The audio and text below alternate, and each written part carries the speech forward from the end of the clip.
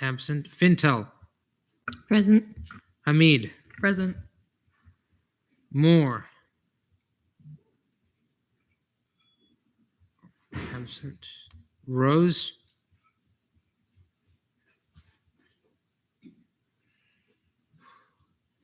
Whitson.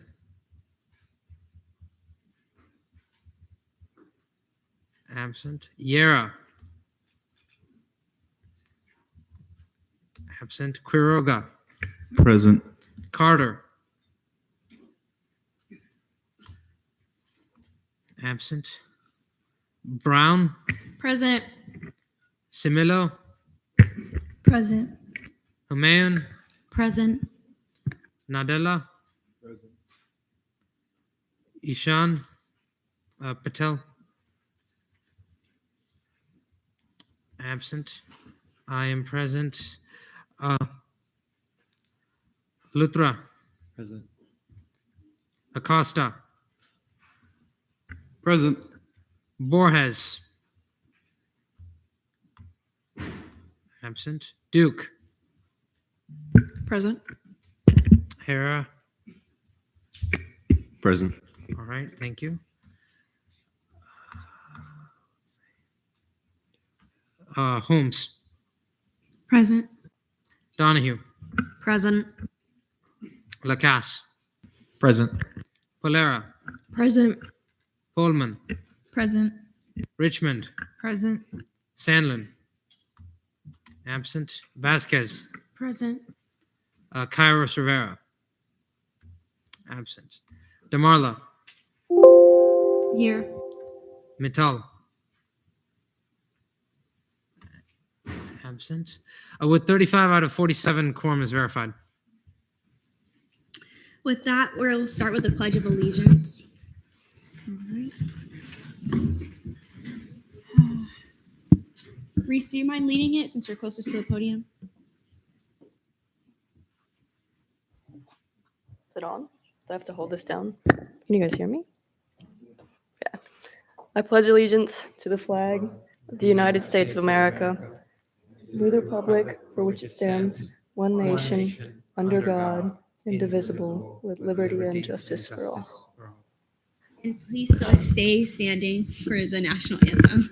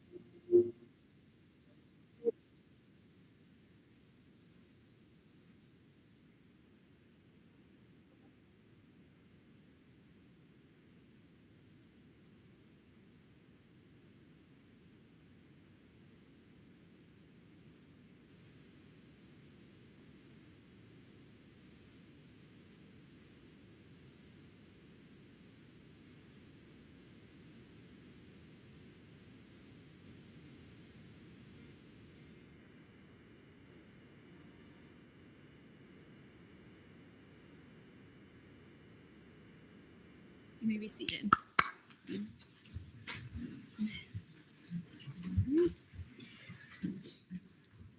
All right, approval of the minutes. Take a look at last meeting's minutes, and I'll take a motion. Temple. Move to approve last meeting's minutes. There's been a motion to approve last meeting's minutes. Are there any objections? Seeing none, last meeting's minutes stand approved. Approval of the agenda. Take a look at today's agenda, and I'll take a motion. Is that a motion? Samilo? Motion to approve the agenda. There's been a motion to approve today's agenda. Are there any objections? Seeing none, today's agenda stands approved. I'll go Matal. So noted at, it's okay. So noted at 7:16 p.m. Chair Patel. Present voting. So noted at 7:17 p.m. Did I miss anyone? No? Okay. Open forum. Are there any non-senators wishing to speak during open forum? If you are here to speak for open forum, can you please raise your hand? You have two? Just one? Okay, come up when you're ready.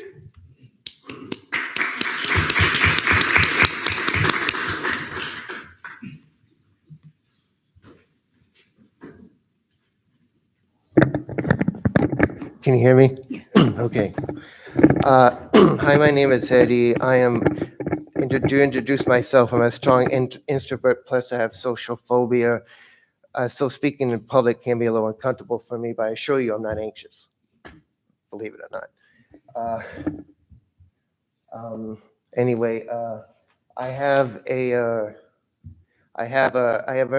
previously earned a BA degree in psychology at UCF, and I'm a transfer student who is now working towards a BA in sociology at UCF, but my focus is on psychology. Ultimately, I'm applying to grad school for a master's in mental health counseling.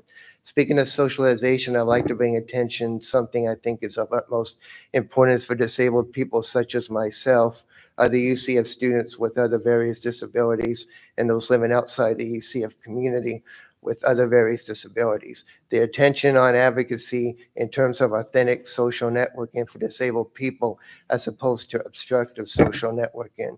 When I say obstructive, I mean when building a social network for the disabled people, some claim to build this connection, but in reality, knowingly create a misrepresentation of the disabled person or persons when referring them to another person or people just to hinder them again the assistance they need in order to hinder their achievement in their lives in any areas that they need. I as well as other disabled people have known and experienced such social obstructions either on UCF campus or out in the surrounding community. Let me give you a little background on myself, then I will give you a little background about a few of my friends, illustrate it for you to help you understand what is going on. Next, I will lead into what the goal is I would like to achieve at the end of my presentation. To educate all of you, I have a neurological disorder called Tourette syndrome or Tourette's disorder. Tourette syndrome is a movement disorder in which a person has involuntary movements that they cannot control. Some people with Tourette's can also experience manifestations of involuntary verbal words and or sounds, but this does not occur with every person with Tourette's disorder. Tourette's disorder is categorized as a movement disorder, which is the category that Parkinson's is placed in. Tourette's movements are more noticeable sometimes than compared to other times. Either way, because they are noticeable, this indicates as a superficial disorder, meaning that since you could see it, then in fact that would mean that it's not hidden. Believe me, I do not want to make the movements just as much as some people do not like to see them.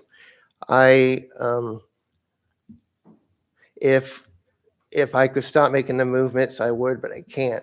I just deal with having it because I know it is something I cannot control, though I do not let it bother me. Doing these movements is normal for me. Having this disorder is not a big deal, though some people make it into a big deal. Also, you do not have to feel like you are walking on eggshells with what you say or do around someone with Tourette's. There are no triggers for it is caused there's no triggers for it to be caused by other people.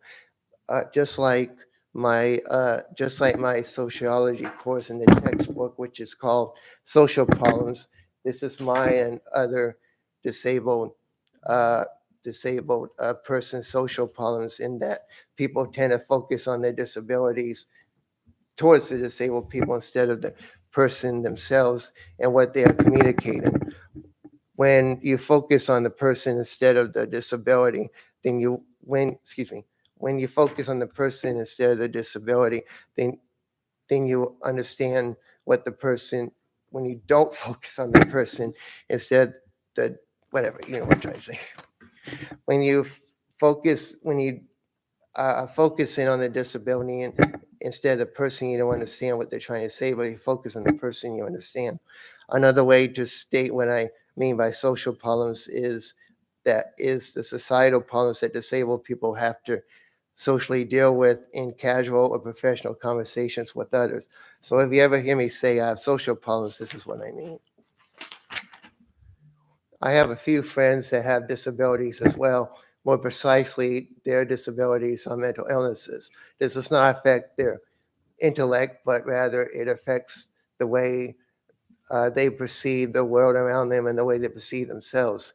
These friends' conditions are well managed with medication and they can function as regular citizens in society. Most people that have a mental illness, their symptoms are medicinally managed, even those that are not diagnosed with severe mental illness, or that are diagnosed with severe mental illness. Not everyone that has a severe mental illness is a threat to society. There are only a few cases of mental disorders that cannot be fully managed with medication or cannot be managed with medication at all. It is those few citizens who can't roam in public because they could be a threat to themselves or to others. With continued advancements in science, still more citizens will be able to have their symptoms medicinally managed and have the same freedom to be in public with regular citizens and those citizens in which the mental illness is already medicinally managed. I once knew a person who had an intellectual disability due to brain damage, but while he had intellectual difficulties, he excelled in his photographic ability to remember everything he heard. This indicated that he was not stupid, as some people would label someone with his condition. His excellent memory was an indication that he was still intelligent after his accident. He was just intelligent in a unique way than most people. Despite his other limitations, this example similarly applies to everyone with various intellectual disorders, whether it would be autism spectrum, Down syndrome, etc. These above-mentioned examples of people with various categories of disabilities, myself and my friends that have disabilities, and people with other categories of disabilities, not mentioned, are humans just like everyone else. Remember, if you are getting to know about someone's disability, you're not getting to know about them and vice versa. Disabled people are not their illnesses, and just like everyone else, they are not transparent. An analogy would be, look at it this way. If someone has a disability, then that means that someday the person becomes cured of their disorder, that since they are the disorder and are now cured, they were just drop dead from their healed state because there's no life left in them. This, of course, will not logically make sense. Whether someone has a neurological disorder such as myself, a mental illness, or an intellectual disorder, that does not mean that they are not intelligent. If I am not intelligent, for instance, then how could I ever earn a BA degree in psychology and now be working towards a BA in sociology? I am not bragging. I'm just saying that because someone is disabled does not mean that they are not intelligent. At the same time, you cannot expect disabled people to be versed in every area of knowledge, just like any average person is not versed with knowledge in every area. So it is like with people that have various disabilities. The expressions people present to the world, though, are not hidden. If you look at certain traits such as personality types, people's emotions or their thoughts, everyone has these traits which are always hidden from the world. The way we present our personalities to the world is through our character traits. Our character traits are voluntary expressions of ourselves, which means these traits are superficial. Disabilities of various kinds around the world cause different involuntary expressions, or the appropriate terminology to use is the disability symptoms. And thus the people that have any kind of disability means that since the disability symptoms are noticeable, all disabilities are not hidden, which means they are superficial. Everyone is different. No two people with Tourette syndrome are the same. No two people with Down syndrome are the same, etc. In general, no two people of any kind are the same, whether they are two people that appear to blend in with the majority. This would be this could be a set of twins or two other disabled people with the same type of disability. No matter how much something looks like it blends in or looks like it stands out as different, that those expressions that expression do not judge a book by its cover. It's a statement that has a literal meaning. No matter what is the reason, something about a person stands out to others. Leading into people's hidden traits and the expressions of their character traits, I would mention the kinds of people who are arrogant. Beneath the surface, these arrogant people feel there is nothing eternally great about themselves and that they do not have anything great to offer to the world. They are not ignorant at all, just arrogant. They carelessly express their ignorance in an unsubtle way. Some examples of the careless expressions are, but not limited to, these traits: looking at their watch like they have better things to do, looking at you like you are, looking at you like they are negatively judging you, fake grins like what you have to say is not that important or valuable, etc. The truth is that people know how. The truth is that these people know how they are. They are jealous of everyone they encounter, no matter what the person's story is. They are not out to better themselves or the world. They are out to ruin the world and others because they think this will make them look better. I am not talking about those that are ignorant only part of their lives, but those who are ignorant their whole life. Examples of these people are the guy sitting next to you in class, the girl sitting next to you at a football game, law enforcement personnel, the director of a campus department, or even the person sitting next to you at an SGA meeting. The point is, there are always one or two people like that in every group or crowd. These arrogant types try to uproot any seeds that someone plants to start something new and to implement positive change. They do not care they do not care who the person is or what the story is. They may in fact target someone by partially using that person as a scapegoat, as a distraction tactic to draw everyone's attention away from those people and put that attention on the target individual. Usually they use someone that has an obvious disability because they are hoping that they will not say anything. Though these arrogant people lack the ability to be future focused, thus lacking awareness of the consequences that will succumb them because of their unethical actions. They have a one-track mind, expecting that their inappropriate actions will always lead to outcomes that will benefit them.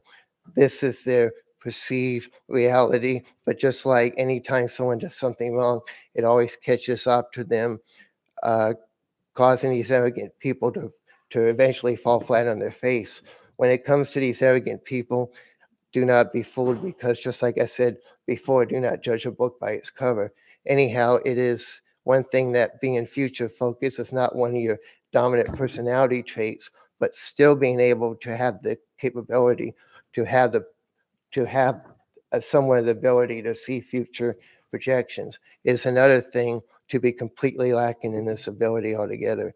Sometimes these arrogant people try to get others to be involved in their cruel, arrogant behavior towards someone else. Everyone wants to do the same thing just to blend in and be cool. The cooler thing to do, though, is to be autonomous. Instead of following the instigator's lead yourself. You might be surprised at how many people would follow your lead when you positively take the lead. If an arrogant person can get you and others to follow their lead, then you too have the ability to get others to follow your lead by leading yourself. If you do not ever lead yourself, how do you expect to lead others someday soon? Being a leader means leading yourself first. This is what is known as leading by example. If you really think about it, when others follow your lead, then would you not think that in actuality you really are still blending in with everyone else? Why am I saying all of this? Because me and my friends experience the same thing almost every day. I sometimes experience this at UCF, no offense to UCF though, while other times I experience it out in society. My friends who do not attend college experience this out in society as well.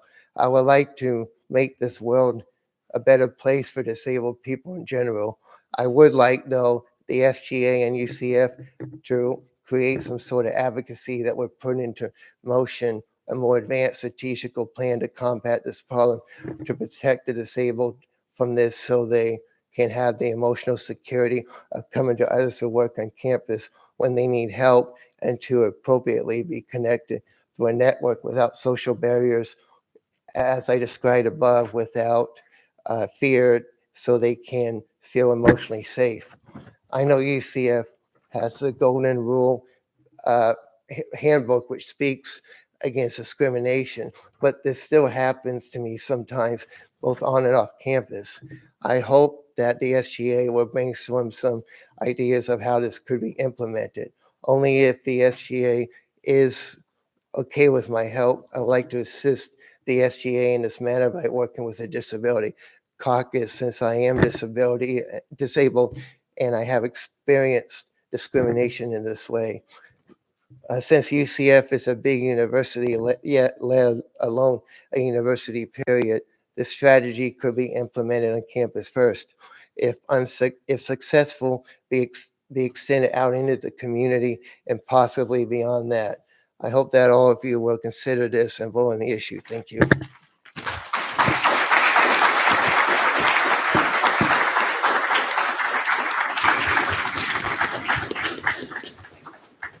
Thank you so much. Let me see.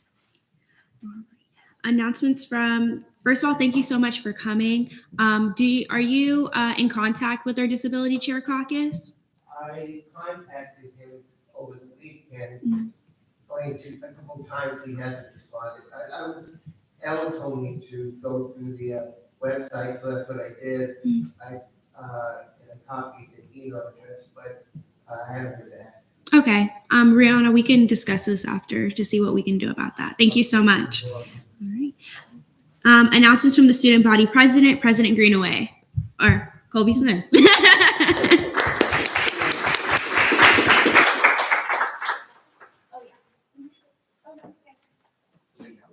Oh, President voting. So noted at 7:35 p.m. All right. Good evening, everyone. So these are the announcements from the student body president, Brandon. The first ANSF budget committee meeting will be Monday, October 2nd at 12:30 p.m. in the Charge On Chamber.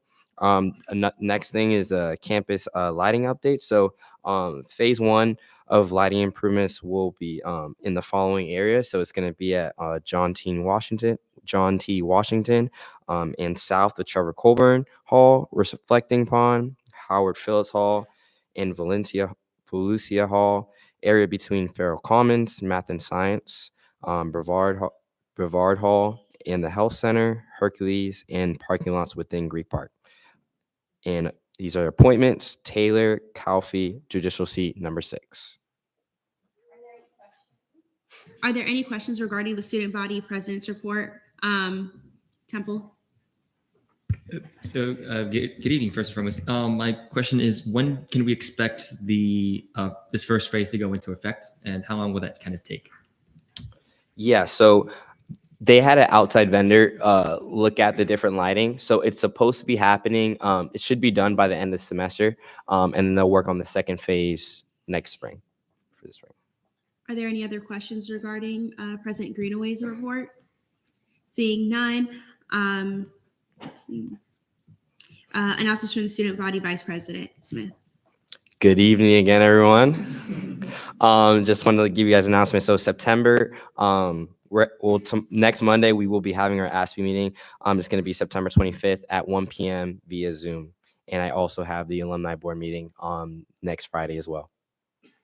Are there any questions for Vice President Smith? Seeing none, thank you. Lazier? President voting. So noted at 7:37 p.m. Cabinet Forum, none. Announcements from the Chief Justice Silva. Oh, wait. Oh, Comptroller's report. Sorry. Oh my gosh, I skipped a whole thing. My bad. Okay. Comptroller's report. Smith, is that you as well? Yeah. So CRT balance is 428,988.29 cents balance and a 2.77% reversions. FAO is 200,017,873.13 cents balance, 0.02% reversions. Yep, I'll make sure to do that. Are there any questions regarding the Comptroller's report? Seeing none. Attorney General's report, AG Moore.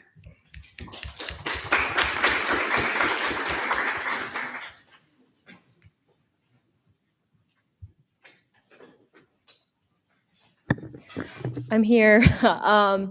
Good evening. Just to follow up with the AI stuff, I spoke to Dr. Gilmer about adding it to the golden rule, any clear rules for students to go to and look at before implementing any AI in their classwork. It turns out they don't want to add anything to the golden rule. So it is completely up to the professors to establish how they want AI used in their classrooms. So if any students go to you from your college, tell them to contact their professor, ask their professor, and to put it in writing. What was the other thing I was going to say? Any statute revisions, please let me know. And that's it. Go Giants. Are there any questions for AG Moore? Temple. Just a fun one. Who are the Giants playing tonight? Are they- 49ers. Huh? 49ers. Good luck. Are there any other questions? Seeing none, thank you.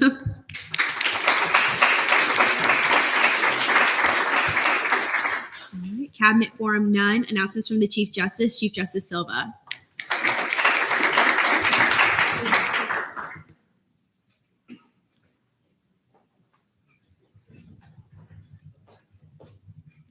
Hey, Senate. Just a few announcements from me tonight. We met with Office of Institutional Equity this past Tuesday, and we further discussed our initiative for Title IX advising and what our partnership with them will look like in the future. We've started planning our Title IX campaign, which will hopefully soft launch later this semester, but will definitely hard launch planned for the spring semester.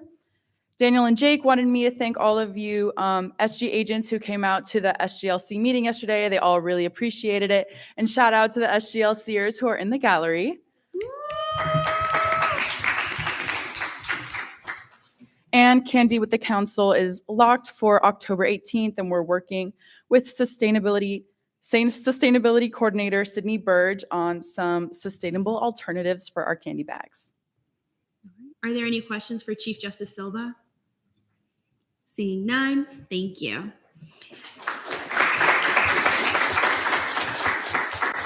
Announcements from the Supervisor of Elections, none. Announcements from the Activity and Service Fee Committee Chair, none. Announcements from the Scholarship Committee Chair, none. Announcements from the Senate President. Hi, y'all. So I officially have a date and time. Officially, our Senate retreat will be October 14th from 9 to 12 p.m., from 9 a.m. to 12 p.m., and then October 15th from 1 to 5 p.m. right here in the Charge On Chambers. If you cannot make these days, submit an absence request effective immediately. As soon as you know that you can't make it, make sure that you submit that. I put an RSVP link for the Senate retreat. If you do not fill this RSVP link, you probably won't be eating that day. I'm just letting you know right now. I'm not trying to be funny, but I'm serious. Because we're going to be putting in food orders and everything. So make sure if you have any allergies or specific food aversions. I'm a little bougie, so I'll allow food aversions. So if you have anything like that, just make sure you put it in the Google form, and we'll attempt to accommodate that in the best possible way that we can. If you have gone to a Senate retreat before, this structure is going to be a little bit different, but I hope you'll all like it. Headshot requests have been sent in to Coordinator Benitez, and the website should be updated soon once he gets all the headshot requests done. And that's all from me. Are there any questions for myself? Acosta. Quick question on submitting the absent request. What exactly would this file under? Student orientation retreat or meeting retreat? Like, where would which one should we submit an absent request for that for? You want to respond? It's just the normal like absence request. When you fill it out, they give you like a form, like there's like a drop down box asking you like what is it for. It should say Senate retreat, but if it doesn't, let me know. We can see if we can fix that up. Yeah, thank you. Are there any other questions? Senate retreats are mandatory, so if you don't attend, it'll count as an absence. You won't be dismissed, but it'll be an absence. All right. Internal Legislative Assistance Report, ILA Pullman. Hi, everyone. So our first SGLC meeting was yesterday on Wednesday. So we finally got the new class of SGLCers. So if you see any new faces in the office, please say hi, make them feel welcome. The next meeting is going to be next Wednesday here in the chamber. So please come watch. We'd love your support. We're doing committee elections, so it's going to be exciting. And so for the people who got the links for mentees, if there's anyone who hasn't filled it out, please fill it out. We might open to vice chairs, so just keep an eye out for that. And that's it for me. Are there any questions for ILA? Hamid? What time is the SGLC meeting? It's at 5 to 6:30. Samilo? It's more a question for you. I know last year, like when I was in SGLC, we were allowed to like sit with our mentors. Is that something they're going to be able to do this year, or do they have to sit back there? I know it's like kind of up to you. So, it depends because I know some seats are open and then others aren't.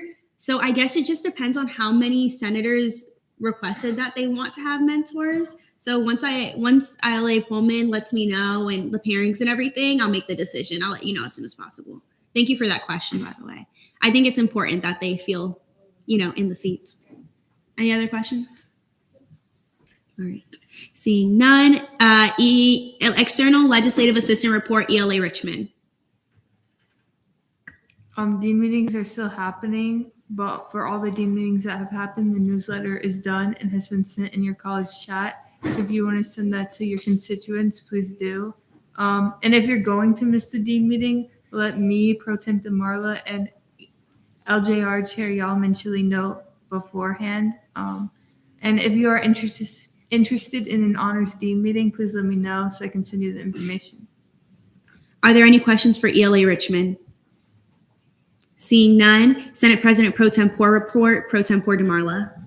hello. I hope everyone's doing well. Update for me, I've continued my initiatives and have started new ones as well. So you'll see our first internal bill tonight. I'm very excited about it. So I also want to thank AG Moore for all the help. Couldn't have done it without her, so thank you. And it's concerning the Sergeant at Arms position, which I also had a discussion with Sergeant DeCara about to establish what we want to be seen as decorum on this floor and how we can have it, not vaguely in the statutes. I'm also currently looking at writing more internal legislation in the future to outline various vague areas in our legislation. I'm also continuing to work with the Office of DE&I at the College of Medicine to help promote their medical mentorship and shadowing program to not only bridge the gap between the two campuses, but also to encourage students that are first generation, educationally or economically disadvantaged, or have a demonstrated commitment to serving disadvantaged communities to pursue the medical field, as well as provide a more direct path to the College of Medicine. And then following up on my dean meeting, I'm meeting with Dr. Verdun, the Associate Dean for Students, next month to explain how student government can support COM students or College of Medicine, both like fiscally and advocacy based, especially on the Lake Nona campus itself, because while we do have outreach on the main campus, sometimes it's difficult for us to work with the College of Medicine Lake Nona campus. Y'all better be paying VHON for this. Like, that's ridiculous. Are there any questions for Pro Tempore DeMarla? Seeing none. Deputy Pro Tempore of Legislative Affairs Report, D-Leg Morset. Hi, everyone. Hope you had a good week so far. I had the opportunity to attend a court leadership summit today to explain Senate funding for their digital wallet series, and that went very well. Had a lot of questions. I definitely emphasized the bill timeline to a lot of the RSOs since that was kind of our main issue so far this session. Since I now have access to the master allocated RSO list from the DSER, be on the lookout for emails to represent RSOs as I get fiscal bills in, and we have 2 fiscal bills on the floor tonight, one on third and one on second. Are there any questions for D. Like Morissette? Seeing none. Pro Tempore of Senate Relations Report, none. Caucus reports, APIA caucus, none. Black Caucus, Chair Davalos. Hello, everyone. Hopefully your week has been well. I hope the sound of my voice has said a different story.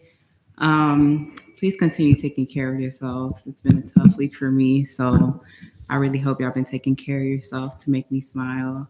At least 8 cups of water every day and at least 2 nutritious, as you can see, it's in all caps, nutritious meals a day. For the caucus, we are meeting next week, Thursday at 9 a.m. bright and early. So I hope to I will see everybody there at 9 a.m. next Thursday. Please fight the temptation of the bed. If I have to, you can do it too. And we will start on time when you fight that temptation. I believe in you guys. Are there any questions for Chair Davalos? I'm just a little offended that you didn't bring up the fact that I drive 45 minutes from home just for those 9 a.m. Listen. No, guys, I really do appreciate Preston, y'all. Like, he do be making the drive, so I really do appreciate him. Like, I will shout you out every week if you want me to. That's what you want me to do. Do you want me to do that? I can do it for you. It's okay. I'll start today. Please appreciate Preston for his hard work and his dedication for coming.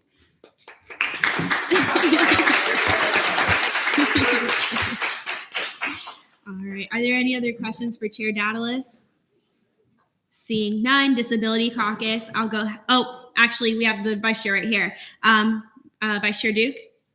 Hey everyone, Chair Campbell couldn't be here today, but please reach out to me if you have any questions or concerns. We can figure something out. And there's been a bit of a delay to the start of caucus meetings, but we should be meeting up next Wednesday at 1:30. You should come.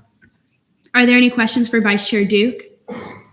Seeing none. Line Hispanic Caucus, Chair DeCara. Nothing new. We had Meet the Greeks on Tuesday, but that was it.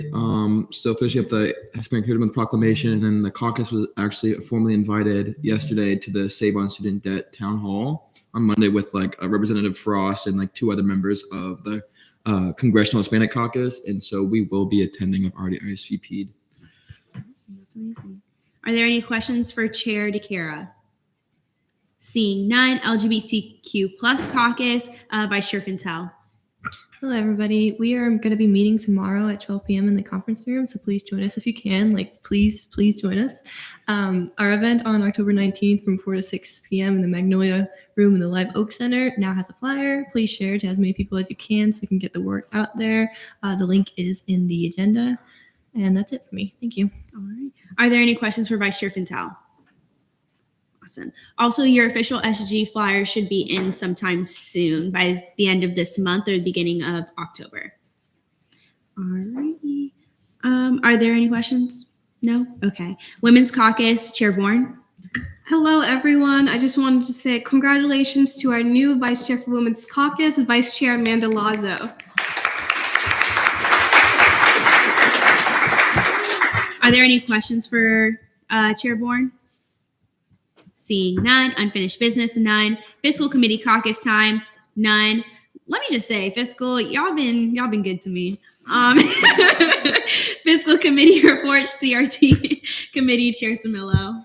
Hey, again, bear with me, guys. I love you so much for listening to my voice this much. But in committee on 9/18/23, new business, we saw allocations and approved allocations 55, 110, 121, 123, 124, 125, 126, 127, 129, 130, 131, 132, 134, 135, 136, 137, 139. We postponed allocations 55, 122, 55, 133, PPI'd allocation 55, 114, denied allocation 55, 128, and 55, 138. And we did approve fiscal bill 5513. And I do have some announcements this week. So, hey, everybody, we approved 16 allocations, 1 fiscal bill, postponed 2, and PPI'd 1. We did deny 2 allocations. And I also wanted to just express my gratitude towards President Greenway. Him and I did have a meeting together this week. And we talked about how the downtown campus doesn't really use a lot of our funds from CRT compared to the other campuses, for example, Lake Nona, which probably uses the most. So we did get in contact with the OSI coordinator, Ashley Sampson, and her and I are going to have a meeting this Wednesday about how we can better allocate the funds to the students that are on downtown campus, and maybe try to do like a fiscal training or something there to really get the word out about, hey, we have money for you, please come use it. Like, let me be your sugar mama. And then also we updated, and I just wanted to update you guys all on the fiscal training process. Brody and I did talk. We set dates and times. We discussed that it was best to do it on the 18th of next month. That is the same day that us as the legislative branch are going to be meeting the little babies of SGLC. So my hope is that they just really love us. They love legislative so much that they want to stay and listen to the fiscal training. So I do have 3 times on Wednesday on 10/18. If you guys can make it, that would mean the most. Please spread the word. They are on here, but it is going to be from 1 to 2, 3:30 to 4:30, and 6:30 to 7:30. It's just going to be a presentation, and then I have allotted time for them to ask questions. There is about a 30-minute gap in all of those between something that's happening next. So there's that, and that is all I have. So if y'all have any questions, Are there any questions for Chair Samillo?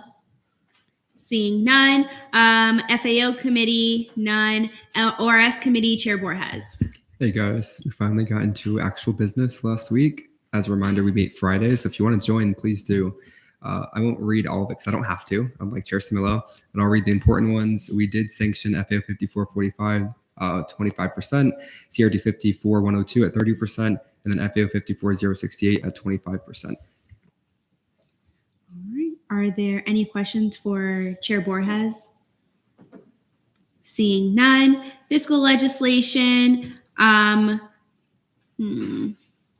take a motion for fiscal legislation. Acosta.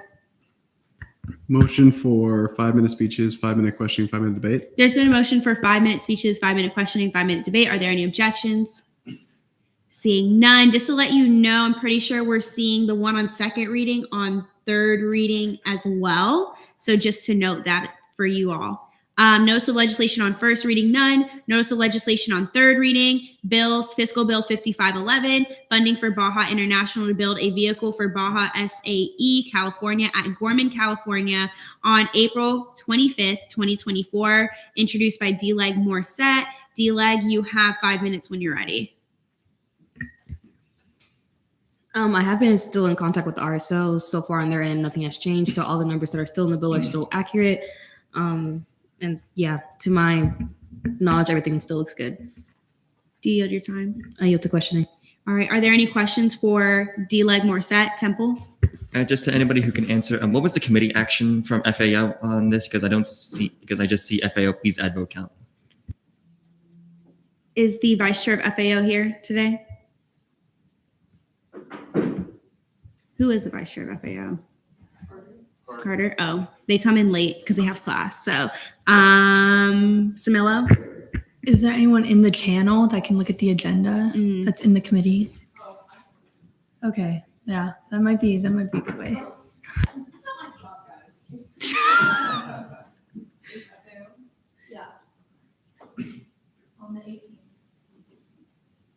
For the time being, before we do vote, are there any other questions? That was a good one. We'll just let the time run out while they add that. So which vote am I looking at? It might be the 11th or the 18th, but it's for the bill. 5511.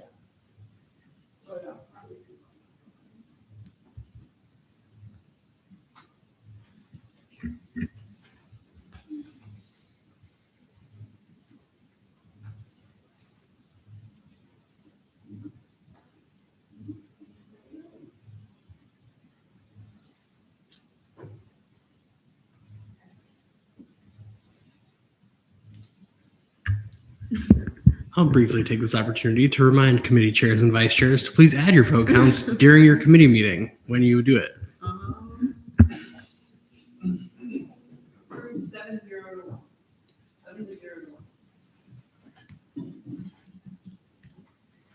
All right. We are now in a period of debate. Are there any other senators wishing to debate? Or actually, we are not because that wasn't 5 minutes. So I'll take a motion. Samilo. Motion to move to debate. There's been a motion to move to debate. Are there any objections? Seeing none. Samilo. May I retain? You may. So obviously we just saw this, so I feel like there's no reason for us to vote against. They all came out, showed out, they stayed the whole meeting, decked out. They let us play with their cars. I don't know if y'all did that, but I did not. So. Anyways, but I've seen no reason why we shouldn't vote in favor. So with that, move to vote. All right. There's been a motion to vote on Fiscal Bill 5511. Are there any objections? Seeing none, we are now there.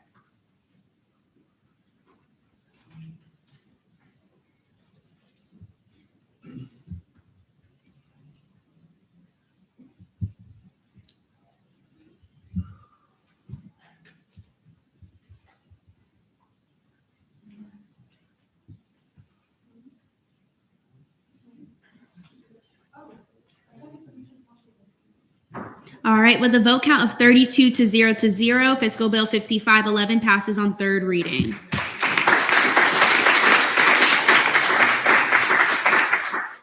Notice of legislation on second reading, Fiscal Bill 5513, funding for 30 members of the Night Hacks to travel to Boston Hacks Conference in Boston, Massachusetts from November 18, 2023 to November 19, 2023. Is the RSO here? Oh, yes. If you would like, you can come up to present.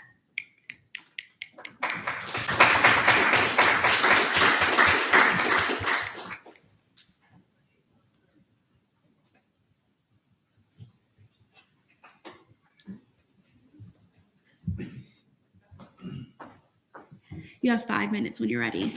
All right, I thank the chair.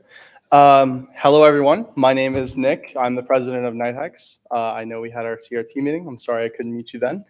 The main reason why we decided to actually submit this bill is because for a long time, Florida has been the only place that we've ever been hackathon-wise. Hackathons are a great opportunity to network, to expand students' ability to solve problems. Additionally, it's also a great place to get internships. So we decided that we wanted to go out of the state. Now, sadly, a lot of these events happen earlier in fall to accommodate for the internship season. But Boston Hacks graciously has been working with us to let us go all the way out to Boston to work with them and get to see their campus and work with the companies that they get to work with. So if you can just go to the next slide. Yep. Hello, sorry I didn't get to introduce myself. My name is Brooks Michelle. I am Internship Director of Night Hacks.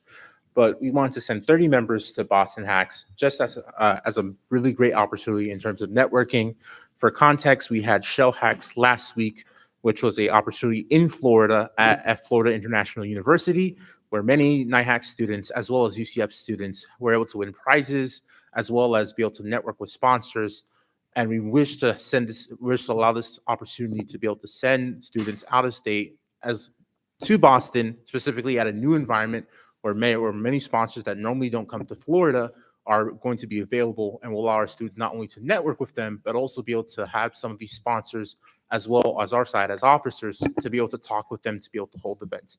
Overall, we feel like an event like this will greatly enrich the environment that our students have, but as well as UCF students that attend. Additionally, I just wanted to state that this past weekend at Shell Hacks, UCF was the school that actually took the most awards of any school in Florida's largest hackathon.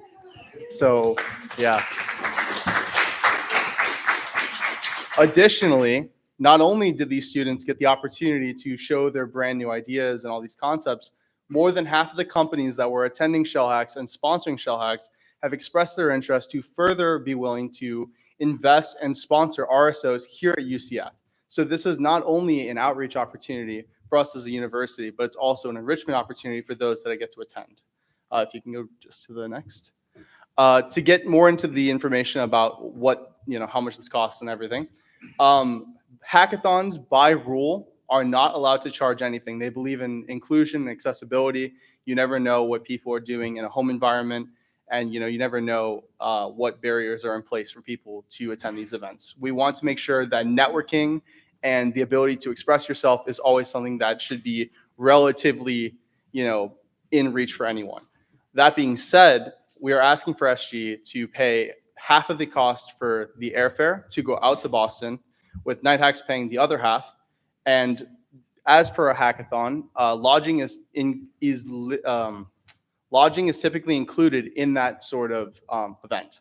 So we have been working with Boston University, as I said, and they are actually providing us places to stay there, to spend the night, et cetera, et cetera. So that is the extent of the involvement we're asking for from SG. But that should be it. I Okay. yield the time. All right. We are now in line for questioning. Are there any questions for the RSOs? I'll go Lacasse, Temple, Samillo. Just out of curiosity, you mentioned some like outside organizations wanted to like invest you guys. Where are some like those organizations? So this past weekend, we've actually secured Microsoft to come up to main campus. Historically, UCF has had a large Microsoft presence, both in faculty and alums, but a lot of them during the tech layoffs sadly were laid off, and a lot of those connections were actually broken. It's actually quite common for us to work with career services to actually give them contacts as well, because as a little bit of an anecdote, Amazon in their layoffs actually laid off the UCF recruiter. So we actually had to reach out to some of our alums to find internally who the new recruiter that is assigned to the school would be. Another company that is very interested is Vanguard. Vanguard is a large firm that deals with a lot of assets. They're not only interested in the software side of things, but also another club here that does cybersecurity, and they are looking to expand their roster to bring on more UCF students. NVIDIA and Magic Leap are also quite interested and are also probably going to be coming up for an event we will be holding here in the fall. Yeah, Temple. A few questions, if I may. You may. First and foremost, amazing suit, my man. That looks fantastic. So on to the actual questions. Does your RSO have 2 financially trained officers? We do. Awesome. And are you aware of the post-funding procedures that is required to be following the acquisition of these funds? I believe so. It's the forms that need to be submitted with all of the like costs, and that has to be sent to the, I forget the email now. Sorry, it's been a long day. A quick rundown, Madam Chair.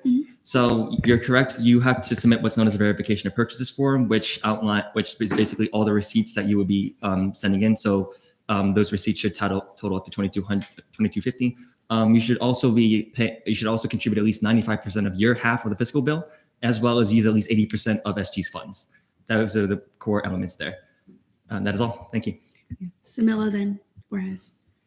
Oh, Juarez? Can I add on to what Temple said and then ask a question? In addition, one of the things you have to do is submit basically a group travel roster of everyone who's going. My question with that is, how are you deciding who goes? So the current way we've decided to go about selecting is we wanted to first prioritize people that have had a hackathon experience already. This is largely due to the fact that we don't really know to a great degree how us traveling out of state is going to go. So we want to ensure that these are people that have already been well versed in attending these kind of events. Further, we have also decided to prioritize people that are active members in the club, as we know that it'll be a lot easier to contact and ensure that these people are actually properly ready for these events. We have also decided to bring a fair bit of the officer and director boards for our club. This will ensure that people have the right resources, regardless of where we are, that we can always ensure that people are not only accounted for, but also are on time and are properly where they should be for all points of the event. Any other questions? Yeah. I was going to make a motion. Okay, and if yeah. Chair Borges has another question. Oh, you have another question? All right, kind of similar. So when it comes to those 30 members, if someone can't go, how would you replace them that you already selected? Go for it.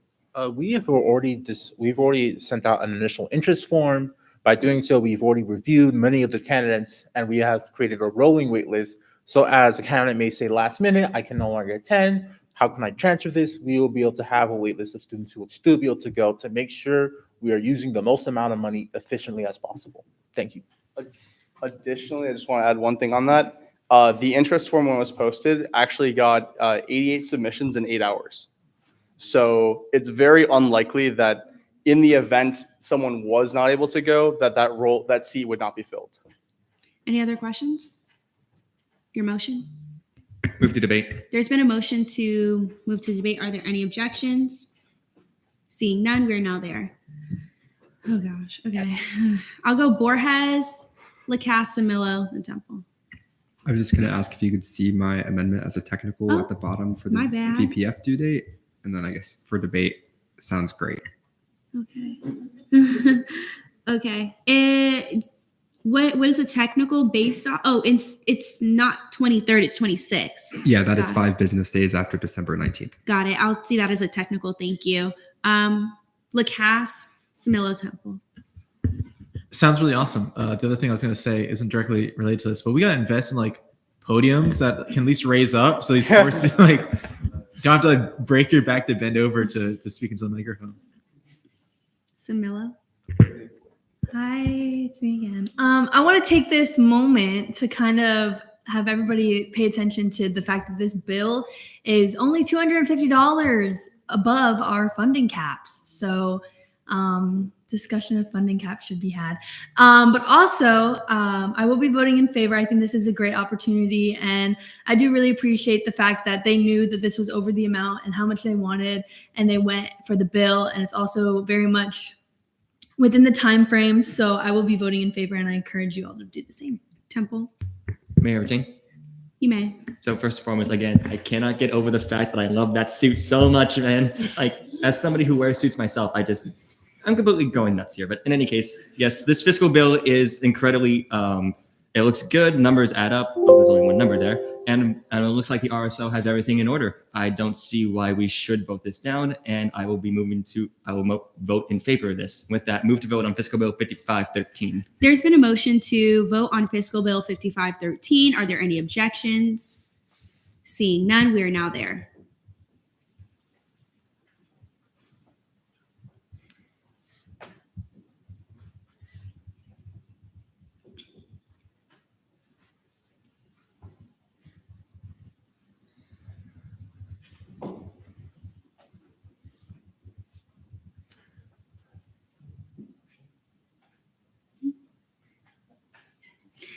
With a vote count of 32 to 0, fiscal bill 5513 passes on second reading. Yeah. Motion, Madam Chair. You may. Move to return to the approval of the agenda. There's been a motion to move to the approval of the agenda. Are there any objections? Seeing none. Move to place fiscal bill 5513 onto notice of fiscal legislation, notice of legislation on third reading. There's been a motion to place fiscal bill 5513, which is on notice of legislation on second reading, to place it on notice of legislation on third reading. Are there any objections? Seeing none. Yeah. Move to reapprove the agenda. There's been a motion to reapprove the agenda. Are there any objections? Seeing none. Move to return to notice of fiscal legislation, notice of legislation on third reading, fiscal bill 5513. There's been a motion to return to fiscal legislation, notice of legislation on third reading, which is fiscal bill 5513. Are there any objections? Seeing none, we'll stay with the 555 that was established. Okay, we're now there. There's no objections. Okay, we're now there. You can just say, we just saw this. Yeah. Yeah. I do. Can I state some additional information? This past weekend, as I've said, we went to Shell Hacks, but additionally, we will be holding our hackathon for UCF, which is UCF's largest hackathon, here in actually 2 weeks. This hackathon will be having companies such as Lockheed Martin, Morgan & Morgan, Siemens Energy, Geico, the Royal Bank of Canada, and Microsoft attending. And we actually have been using this as an opportunity to show other companies just what UCF can do. I know 2 of the companies that we work with have not only taken our relationship that we've had with them to support a better relationship with the university, but they've also expressed interest in investing in other RSOs and expanding the investments they have here at UCF, which also may in turn help with the deficits that have been found in the engineering budget. So I also kind of wanted to put that out there. So us going out to find more companies to pay for our things is a good thing. Do you yield your time? I yield my time. Borges, we're now questioning. This is for anyone who can answer. To my understanding, this is not in timeline. Can someone confirm that? Samilo? It's in timeline because we're seeing it on 2nd and 3rd, and I already emailed Fong about it.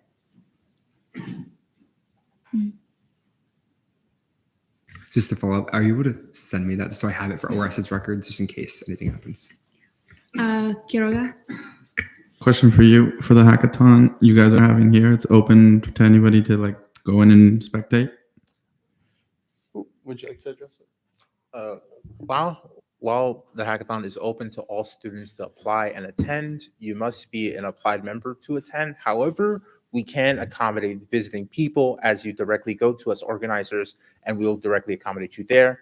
For example, we have some alumni who are coming who technically cannot participate during the hackathon. However, because of their statute and alumni status, we actively allow them to come and participate in a spectating fashion.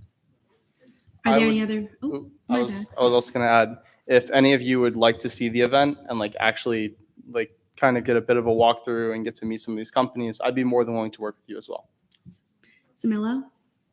Kind of just a follow up to Tyler. I'm gonna send out another email today with an attachment of the bill saying that we passed it, so that way he has it, and I'll just CC you on that. Are there any other questions? All right, I'll take a motion. Temple? Move to debate. There's been a motion to go to debate. Are there any objections? Seeing none, we are now there. Any senators wishing to speak in debate?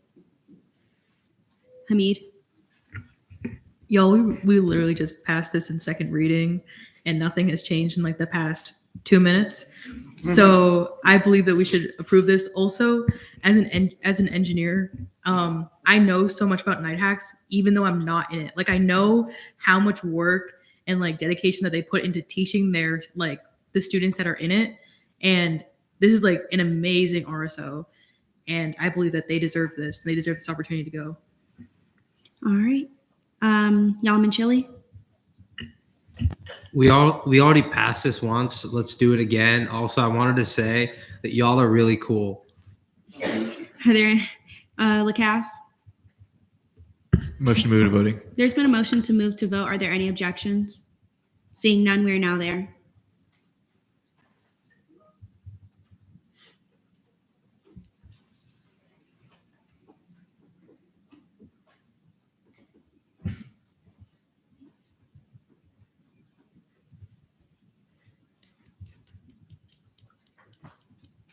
With a vote count of 33 to 0, Fiscal Bill 5513 passes on 3rd reading. Thank you so much for your time and good luck at your hackathon. Thank you. Thank you. All right. Internal caucus time, ENA, 30 minutes. Oh, pause. I didn't even recess. Like, calm down. Calm down. I know you want to go home, but hi. I recess Senate at 8:15 p.m. to reconvene at 8:45 p.m. You can hit the thing.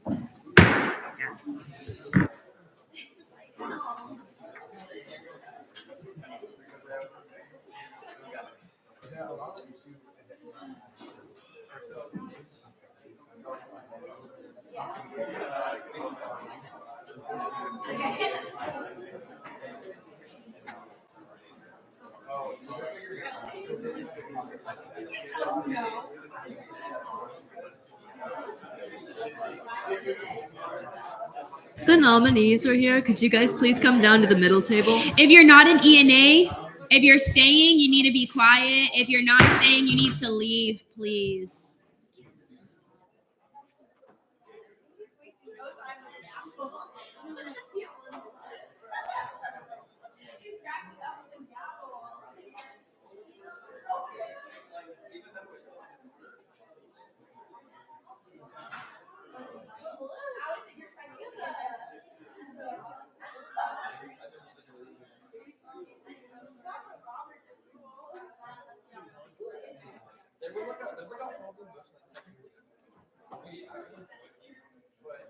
Could the nominees please come down to the middle table?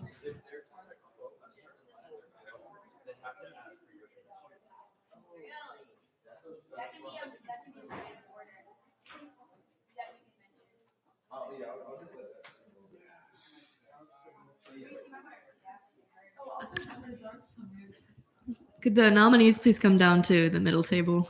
We're all friends here. We're gonna huddle close.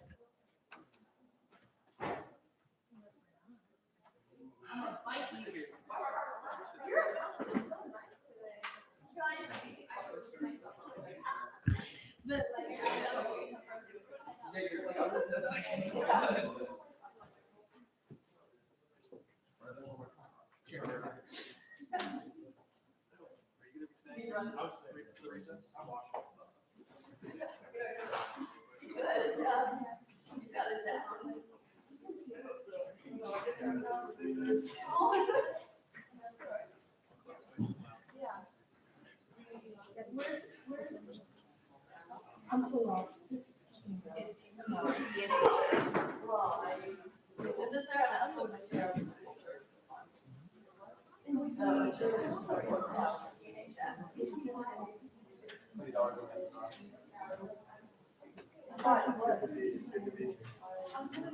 Wait, is this coming Tuesday?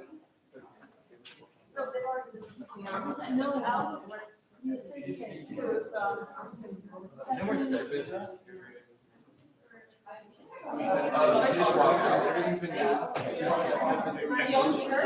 No, we just make sure she's here. Email back to her.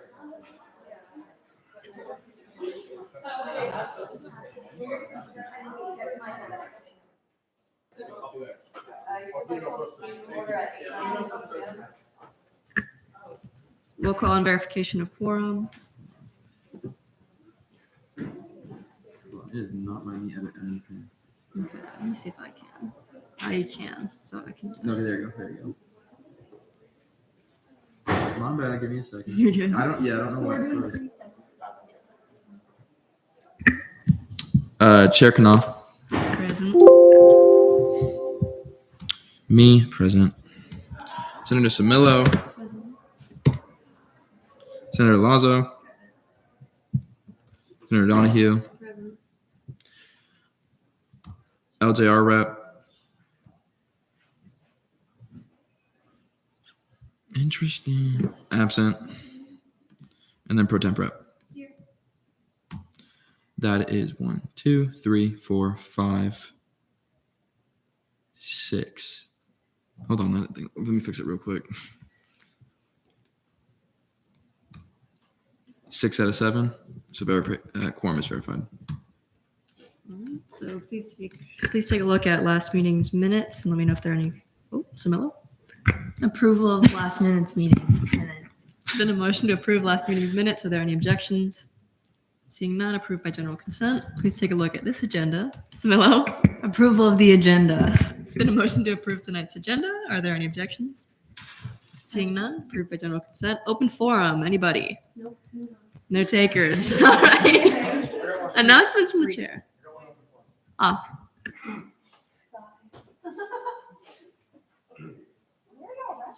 Like, I'm trying to figure out, like, the reflex right now, are we allowed to record? My phone was recording.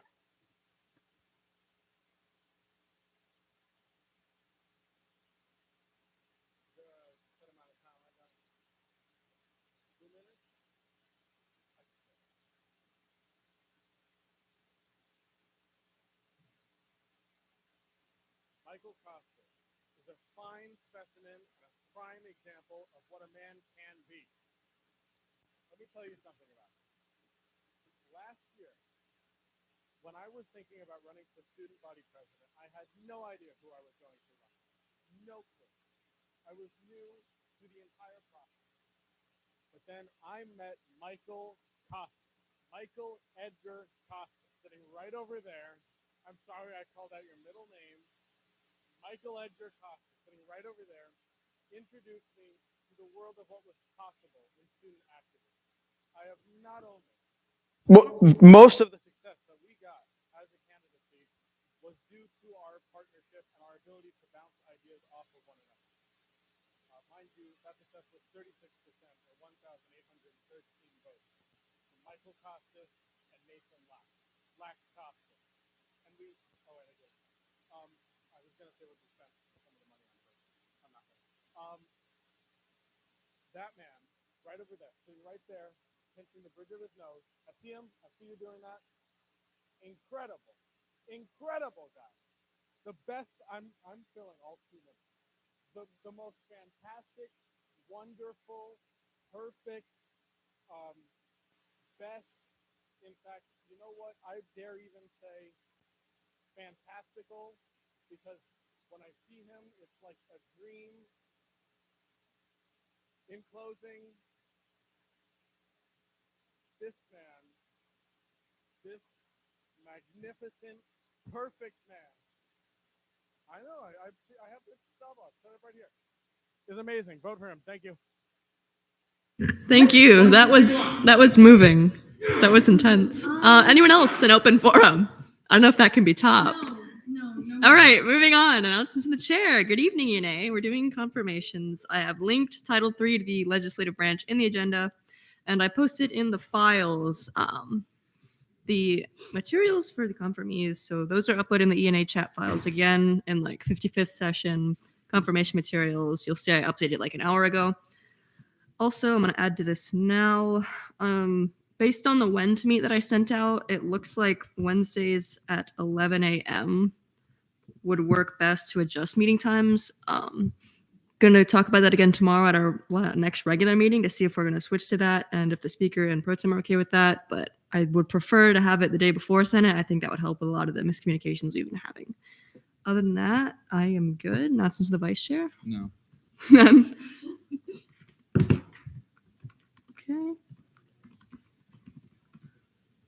So moving on to announcements from committee members. Anybody? No. Nope. Non-committee members. No. Nope. All right. We got no old bills, no old resolutions, new business, confirmations, starting with Samilo. 5 minutes speech, 5 minute question, 5 minute debate. It's been a motion for 5-minute speeches, 5-minute questioning, 5-minute debate. Are there any objections? Let me get 3. I think they're gonna talk the whole time. Still. It's a simple 3-3. Are you trying Do to you? prevent me from doing what Nathan just did for Michael's speech? No, I'm just. Are you planning on it? Samilo, do you withdraw? I agree. With okay, 3-3-3 it is. Zara Hashimi, are you here? Right, you have. Sorry, again. Hashimi. Yes. Okay, you have 3 minutes whenever you're ready.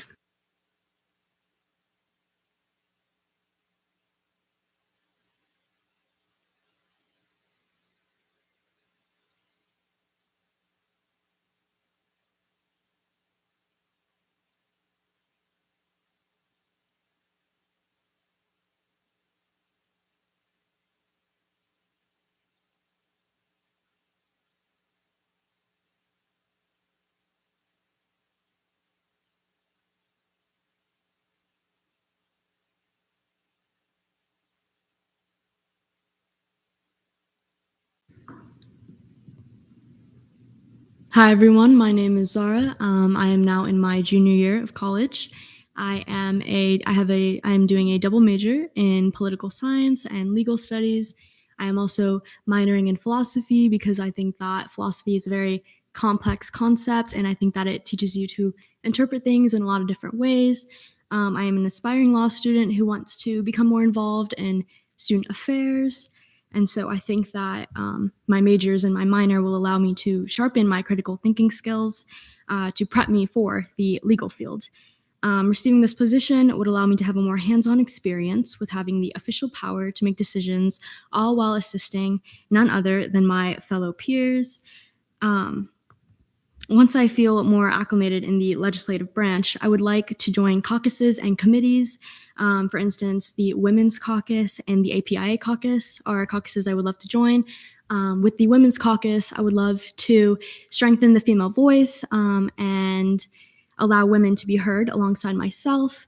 And in regards to the APIA Caucus, I would love to join that caucus in order to spread my South Asian culture and also learn about other Asian countries and their customs. In regards to committees, I would love to join the Student Body Advocacy Committee, as I believe that it is important to advocate for my constituents. And I also believe that one way to do so is by hosting events where senators can have their registered student organizations that they are assigned to and have events in which they're tabling and hear the concerns of the student body. I also believe that I also would like to join the GAP committee. I think that is important. It is important for students to know about current events and how legislature is affecting college students. Do you yield the rest of your time? I'm sorry, can you repeat that? Do you yield the rest of your time? No, I will continue. Okay. If I do have more time. You have 55 seconds. 55 seconds. Okay. I believe that I will thrive as a member of Senate because I see myself as a compassionate person who likes to fix things and make people's lives easier by having the power to vote on bills and bring light to different issues in student organizations within my college. I believe that I can make a difference in student government. Holding this position will allow me to utilize my skills and grow as a person, all while making others happy. Do you yield? Yes. We're now in a 3-minute period of questioning. Who would like to get us started? Damala? Okay. What is one experience you've had so far on campus that you think will help you in being a senator? Well, I am a part of the Knights Pre-Law Association. There was one instance in that association. There was a time where we went to the Orange County Courthouse and we viewed a series of civil case hearings. Not only was I able to see the judge's work ethic, but also the collaboration between the clerk and the judge. The level of teamwork that I saw proved to be very efficient, and I think that that skill is something I can use as a Senate member. I know that oftentimes in Senate, bouncing ideas off of one another can be a little bit, it can be hard sometimes because everyone will have different approaches to different issues. So I believe that with collaboration, that can lead to clarification and oftentimes can lead to compromise. So as a result, I believe that that will make for a better outcome and build character as a team overall. And another thing at the Orange County Courthouse that I noticed was that the judge was able to adapt well to numerous defendants. Many were uncooperative or many were unprepared. So I believe that the way the judge and the clerk would rely on each other and keep their composure, I think that I can do so as well as a Senate member. Any other questions? If not, I will take a motion. Motion to move to debate. It's been a motion to move to debate. Are there any objections? Seeing none, we are now in a 3-minute period of debate. Who would like to get us started? Damarla, and then Lazo. So I met Zara very recently when she came up to me asking questions about Senate. She was so interested, and it was so nice to see her take initiative even before she joined Senate to try and get to know, what to expect and also what she can do there. And I think that's amazing. So for those reasons, I'll be voting in favor. Pretty much echoing Damarla, I can see here from her resume and her materials that she's a very highly involved and well-rounded individual and wants to participate in Women's Caucus, and I will be voting in favor of her. Samilo? May I retain? You may. I will also be doing the same. However, on the Senate floor, I would try to make your speech and your answers to your questions feel a little bit less rehearsed. Other than that, I have no reason to abstain or vote against. With that, move to vote. All right, we are now in voting procedures. All those in favor, please raise your hand. By a vote count of 5-0 to 1, you've been confirmed by Yune. Thank you. All right, next up we have Jonathan Torres Disco. Am I saying that right? Yes. Okay, you have 3 minutes for your speech whenever you're ready.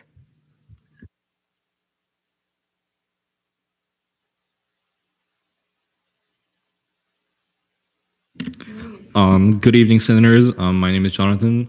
I am a current freshman at the University of Central Florida. I'm a current double major in political science and international relations here. So far, I'm very new to this campus. I am an Orlando resident. And so I'm currently exploring my place on this campus, but I am no stranger to being interested in the legislative process. My senior year of high school, I was able to participate in the Florida Association of Student Councils, where I worked on creating bills and passing them to the Florida legislator. Did they ever pass those bills? I cannot say. And I'm also a current intern with Representative Anna Escamani of House District 42. There I do research for her, constituent work. I do all of that. I'm currently learning the bill making process. And as of now, I'm very set on learning the politics. And as I said, I'm very interested in the legislative process. I've already been trying to get into other political organizations on campus. So far, I've been I have visited the UCF Democrats.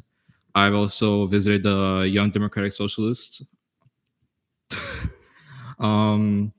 And so far, I just loved the political nature of this campus and would love to be a part of it. I've done research on the type of work that you guys have done. I've seen you guys fund lots of trips for RSOs who want to, expand what they do with their clubs.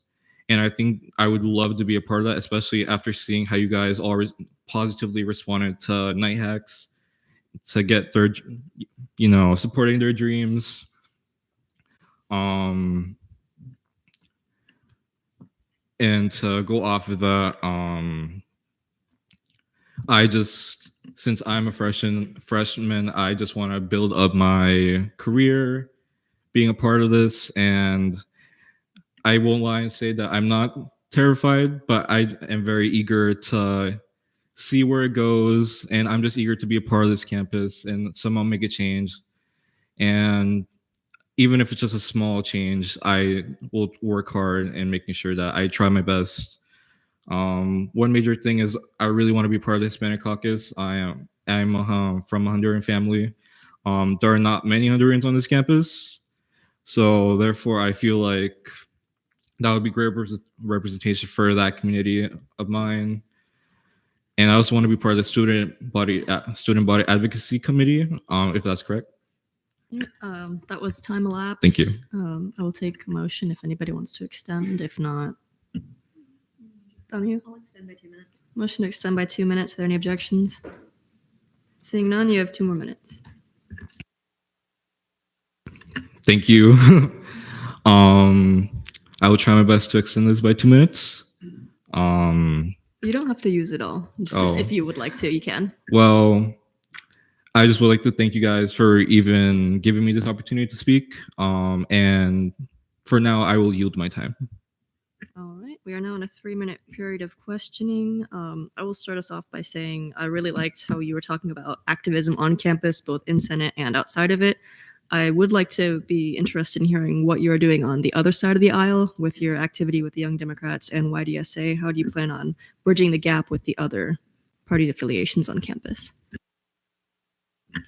To respond to that question, so far I've only attended the introductory meetings to both of those clubs.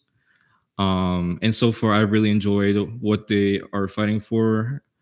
And so far, since each club has caucuses of themselves, especially YDSA has a BIPOC caucus and the UCF Democrats have a Hispanic caucus, I plan to be involved with those since they pertain to me especially. And I just really want to learn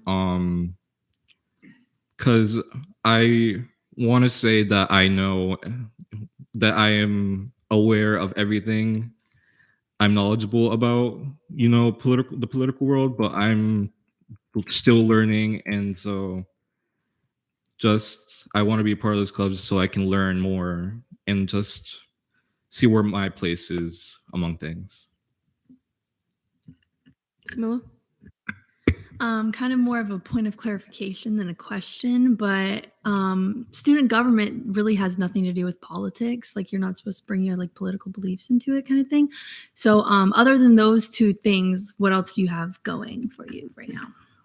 Yeah, I'm completely aware of that. I was actually very interested in the fact that this student government doesn't have any parties compared to maybe other student governments like UF and FSU.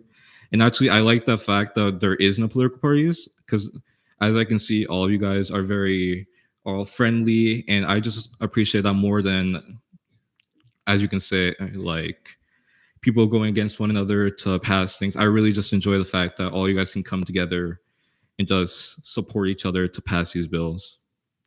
All right, any other questions? If not, Smillo and then Donahue. So you mentioned caucuses, but you never mentioned a committee that you would like to sit on. What is it? Oh, okay. What specific initiatives, if you have any off of the top of your head, would you like to see go through Senate?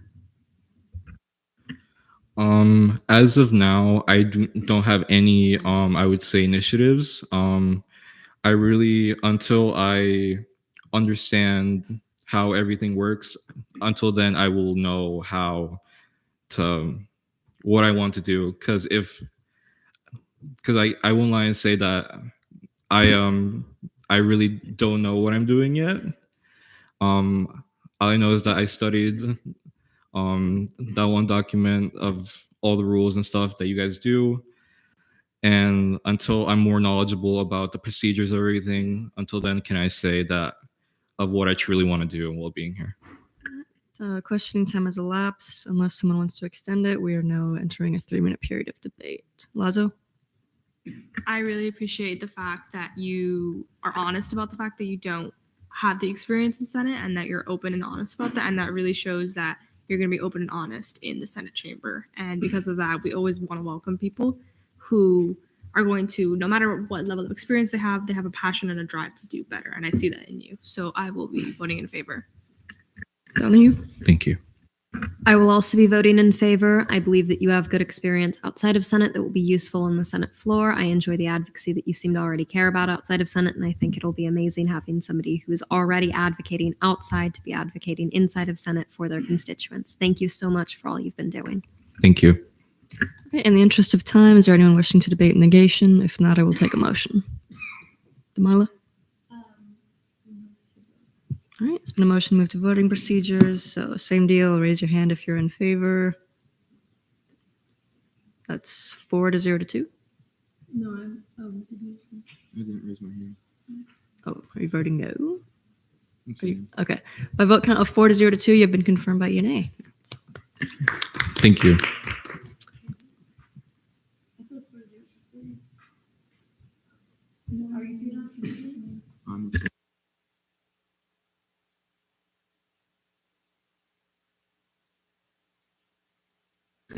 All right, you got 3 minutes whenever you're. Firstly, I'm also part of YDSA. I've been a part of YDSA since it was Knights for Bernie, and it's an amazing organization, which I'm very happy that you're a part of, and I hope you keep coming to those meetings. Other than that, I'll give my little speech because it seems like you guys are in a rush. My name is Michael Costas. I'm a 5th-year senior double majoring in political science and sociology, and I am committed to making our campus and surrounding areas better places for everyone. During my previous 2 years that I served in the Student Body Senate, I served as the vice chair of the Women's Caucus. I organized a Women's Empowerment Conference and a Women's Networking Brunch with the former chair. And I also authored a bill advocating for reproductive rights for UCF students that was sent directly to our legislators. I facilitated a town hall at the University Police Department and the other safety branches to ensure students' concerns were directly heard by the administration, fostering open dialogues within our university community. I also proudly served alongside the amazing and remarkable Chair Ethan Temple, and we championed student interest at Day at the Capitol and fought for equitable rights for our fellow Knights. I bridged the gap between student government and the Florida Prison Education Project, advocating for formerly incarcerated students and currently incarcerated students at UCF by showcasing the fabulous work by a mentor of mine, Jason Franzek, who was formerly incarcerated and now teaches art classes to incarcerated Floridians. My most significant accomplishment was bringing recycling systems to College Station and campus crossings. This was done in collaboration with the Orange County Environmental Protection Division and the Pollution Prevention Coordinator. With that accomplishment, we managed to provide recycling services to thousands of students and residents in those communities for the next few years and possibly decades to come. These accomplishments shape my vision for the future. I aim to make our campus safer and more accessible for women, continue promoting student interests, raise awareness about mass incarceration, and expand recycling to all UCF housing partners in the area. I also plan to work on increasing funding for CAPS and making Election Day an unexcused absence for students, which I know Chair Temple is in the process of working on right now. The Student Body Senate holds a great deal of power, and I intend to use that power to create a better world for our community, friends, and family. A better world is possible, but with the Senate, it is guaranteed. Thank you. Do you yield the rest of your time? Do you yield the rest of your time? I yield the rest of my time. All right. We are now in a 3-minute period of questioning. Who would like to get us started? Similo? Hi again. He came to CRT, y'all. Anyways, so a big part of Senate when we had our retreat at the beginning of the year, a big thing that we discussed was not staying here until 12 o'clock at night anymore and kind of cutting our negations and all that fun stuff and trying to make speaking as limited as possible. Since you have been a senator with us before, do you agree with that? Is there something you would like to add to that or anything that you want to say in regards to Yeah, I don't miss those nights where we left at 12. It was never fun. And so I am in complete favor of speeding up the process as much as we can. Any other questions? I'd like to get at least one more before we move on. Lazo? I see that you were a senator before I just started, so I want to ask, like, what were you doing in between when you finished and what you're doing now? I was busy running a campaign last year, so I didn't have the time to apply to Senate. But in that time, I put a lot of my efforts into prison education, and I also went to Greece for a month, which was a very amazing trip. I got to see the island that my family is from. It's actually the first 3 letters of my last name, which is really cool. And just focused on what I want to do after college. Also writing a lot of poetry. Any other questions? If not, I will take a motion. Donahue? Yeah, motion. And then can I speak to debate? Go for it. We're now in a 3-minute period of debate. Donahue's getting us started. We need other people to speak. Yeah, you have a minute, maybe 20 seconds. I am incredibly lucky to know the person Michael is. I helped run his campaign alongside Nathan Lax when he was running for vice president for Student Body. And there is no reason I can find why anyone would vote against him. He has already served in Senate. The work he has done in the Florida Prison Education Project is phenomenal. He is an advocate for every single person, and every single person on this campus would be lucky to have him. I'm trying to keep it short because I can see the displeasure in other people's eyes right now as I'm speaking. But I strongly support Michael getting into Senate, and I cannot wait for you to possibly be sitting next to me. Similo? Did you want to debate or you were so eager? Any other debate? Damala?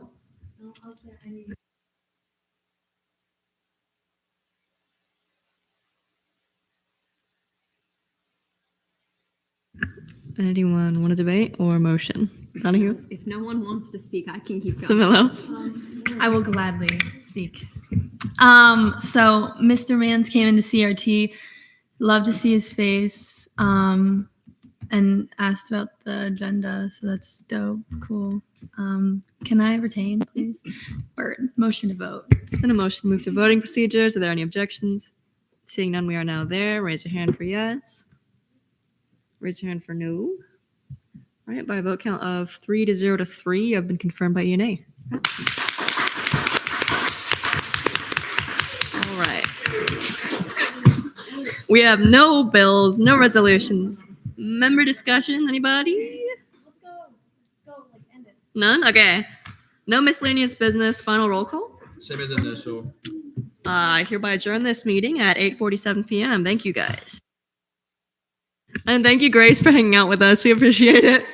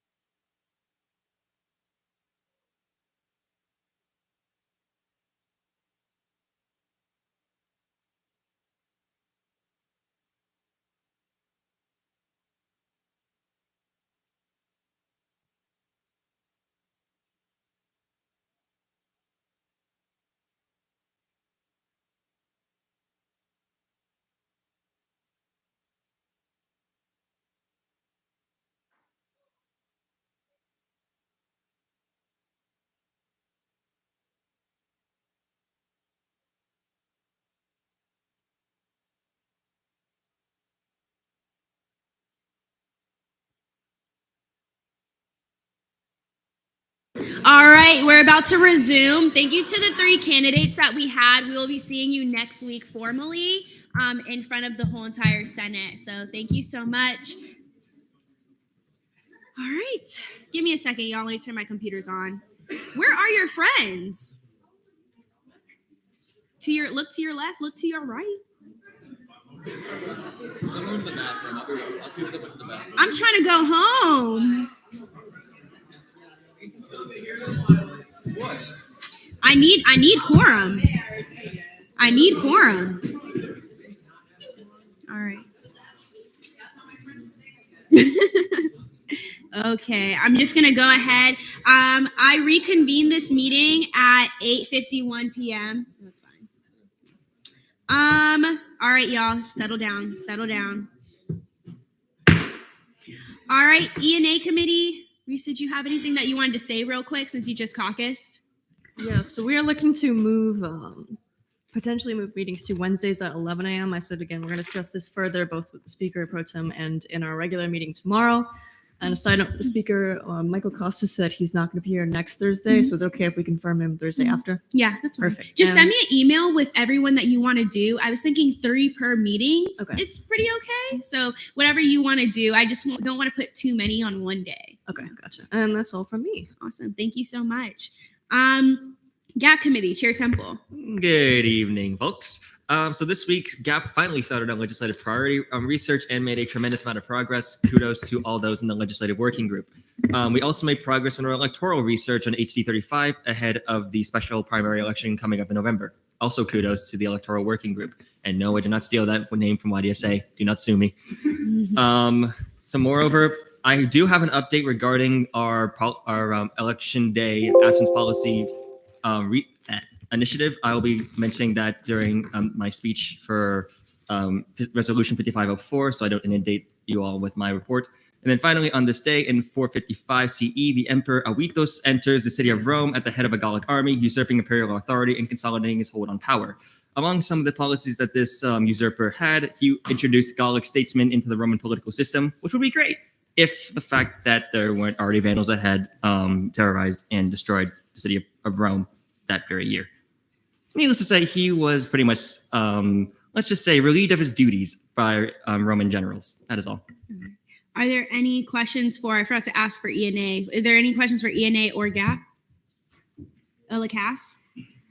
May the chair of GAP explain in one sentence why GAP is the best committee? You may.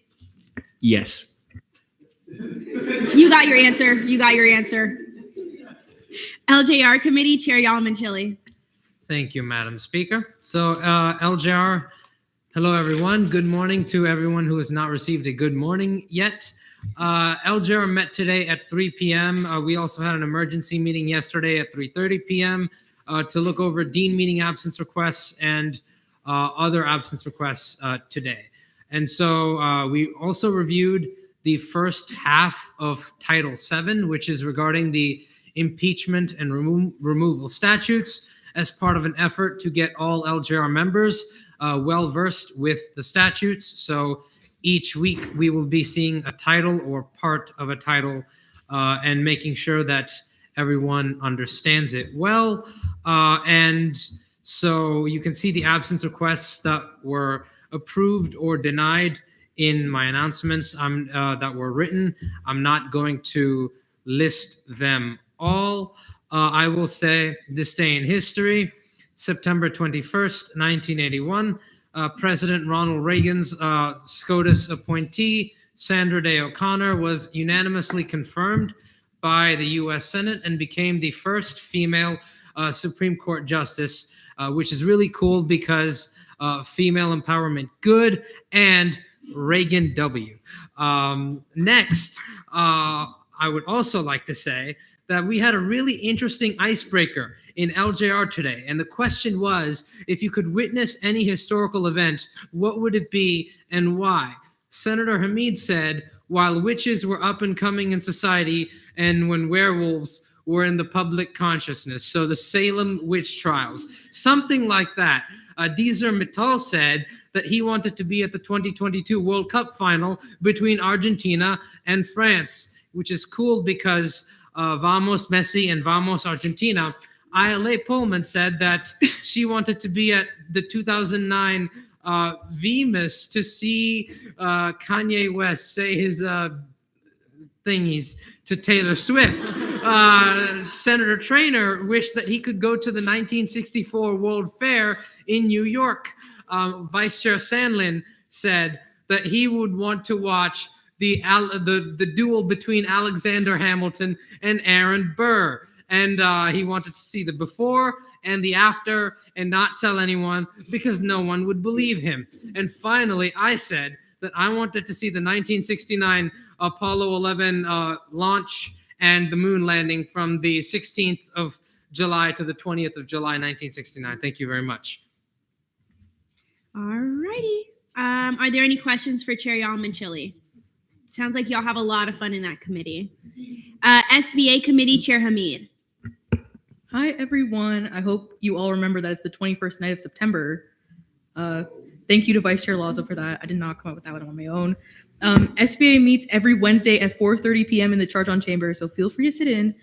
This week, we talked about two concerns that dealt with the decreasing number of events and how students are feeling kind of neglected by that. We also saw Proclamation 5505, which passed on first reading with 9 to 0 to 0. Pretty please. I added another pretty to this time. Fill out the concern form. Send it to your UCF friends, family, or foes. Also, you can have UCF family here, Preston. I will make sure to send any caucus-specific concerns to the correct caucus out as well. However, those have not come in yet. So please reach out to anyone that you think might want to fill out the concern form. Thanks, guys. All right. Yeah, I would also like to advise caucuses, like if you have any RSO events or something like that, that's towards your caucuses. I have, Akila and I created this pamphlet where it has, Akila, Laurel, and I created this pamphlet that has everything with at UCF legislative branch on there. So if y'all are ever tabling or going to an event with RSOs, whether that's a cultural RSO or engineering, things like that, that you think will like funding or holds initiatives that you would like to carry out, you can stop by our office and come get the pamphlets and disperse those. I think it has a concern form on there as well as the gap form on there too. So, yeah. Are there any questions for Chair Hamid? Born. Would you be able to send that to me to my caucus email? I will. Thank you. Are there any other questions? Seeing none, confirmations. I will take a motion. First, Carter. Present and voting. So noted at 8:59 p.m. Is there a motion for confirmation? Yeah. No one? Oh, geez, I'll do it myself then. Kringle. Let's do 5-minute speeches, 5-minute questioning, 5-minute debate. There's been a motion for 5-minute speeches, 5-minute questioning, 5-minute debate. Are there any objections? Seeing none, we are now there. Please give a round of applause for Grace Myers, who's running for Supervisor of Elections.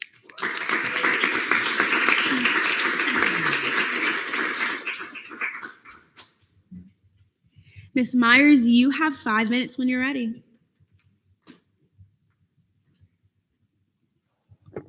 Hello. Okay, cool. Good evening. I'm Grace Myers. I'm currently a senior studying clinical psychology with a minor in criminal justice and a certificate in criminal profiling. So for my experience here at UCF, I started off with the 2-year LEAD program with LEAD Scholars, which involved a lot of volunteer work and studying leadership theories. And with that, I ended up working with the Special Olympics League for Children in Lake Nona. So I work or volunteer helping coach them as well as helping them emotionally regulate when they do become stressed. I have taken 4 semesters of ASL, so I have a somewhat working proficiency in that. And then last year, I served as the Assistant Supervisor of Elections, so I may have worked with some of y'all, and I also see a lot of new faces, which is also exciting. And with that, I just want to work off, I'll restate my commissioner goals first, just to remind y'all or for anyone who wasn't there. So I hope to make polling more accessible for disabled students with UCF. So working with student accessibility services, as well as reaching out to RSOs and individuals themselves. I hope to inclusively advertise to and connect with groups on campus. So advertising student government as not just kind of a thing for people who are poli-sci majors, kind of advertising it to, let's say you're a biology major and you may want to lobby for better sustainability in your local or state or federal government later on in your life. So an experience like this would give you a good opportunity for that. I want to provide abundant election information on campus and online, educate the community about student government's impacts as well as its limits so they know what to expect from us, and assist students with voter registration. And I hope to create that as an ongoing platform that we can continue to do with the Election Commission and Senate for years to come. And for my supervisor-specific goals, I hope to reevaluate Title VI to ensure a fair election from here and beyond. I want to rework the Senate forum into an exposition for sharing platforms, as well as possibly inviting presidential candidates so you would be able to talk to them one-on-one, which is not as accessible at the presidential debate as they are on stage. And I hope to increase cross-branch collaboration. So whether it comes to tabling or SG on tour like we did last year, which was a great experience to kind of promote our outreach. I hope to just kind of promote that, work with y'all. And in addition to that, one thing that's super important to me is hearing from y'all, especially those who are write-in candidates or who ran in the last election, to get your feedback on what we could improve. And beyond that, I want to encourage advisors, deans, UCF staff, Burnett Honors College and Leeds scholars, staff and administrators to share election information, as it is a great experience for either people to run or to vote in, so they have a say in how y'all budget everything and the statutes and laws that you create for UCF. And then finally, oh, this is a repeat, but yeah, assisting with students with voter registration education, especially in a nonpartisan way, so everyone feels comfortable. And yeah, with that, I yield my time. Are there any questions for Grace Myers, Samilo, and then Temple, and then Borges? 2, if I may. You may. So firstly, how do you intend on delegating responsibilities to other EC people so that you don't take too much that you can handle? Okay, yeah, that's a great question. That was kind of an issue we had last year. I hope if I'm confirmed to kind of take a stronger stance on election commissioners fulfilling their statutory requirements, as well as any additional things that we may place on them. A lot of that will also be collaborating with the assistant supervisor of elections to, balance out their workload and to see what individuals are passionate about and try to allow them to have an outlet for something like that. So yeah, just making sure that election commissioners know what there is expected of them, and just kind of collaborating, see what everyone's willing to do, and then work from there. Perfect. And you do have a lot of amazing initiatives. Out of all of them, what do you think your highest priority initiative is, and how do you plan on pushing that forward? Okay, probably one that's I'm most passionate about would be advertising to people, like I said, like the specific niches of like majors or colleges or RSOs, because people, if they just hear basic SG information, if they're not already inclined to be interested in government organizations like this, they may not be super interested. So gearing our marketing towards specific niches that people are interested in and explaining how this could be a beneficial experience beyond just going into politics or law. I also wanted to state to Chair Connaught, if there's any questions that are repeated, can you let us know? Thank you. All right. I said, Temple. Thank you. Good evening, Ms. Myers. Very happy to see you again up at that podium. So 2 questions, if I may. You may. So as most of us are aware, you were the assistant supervisor of elections in the last cycle.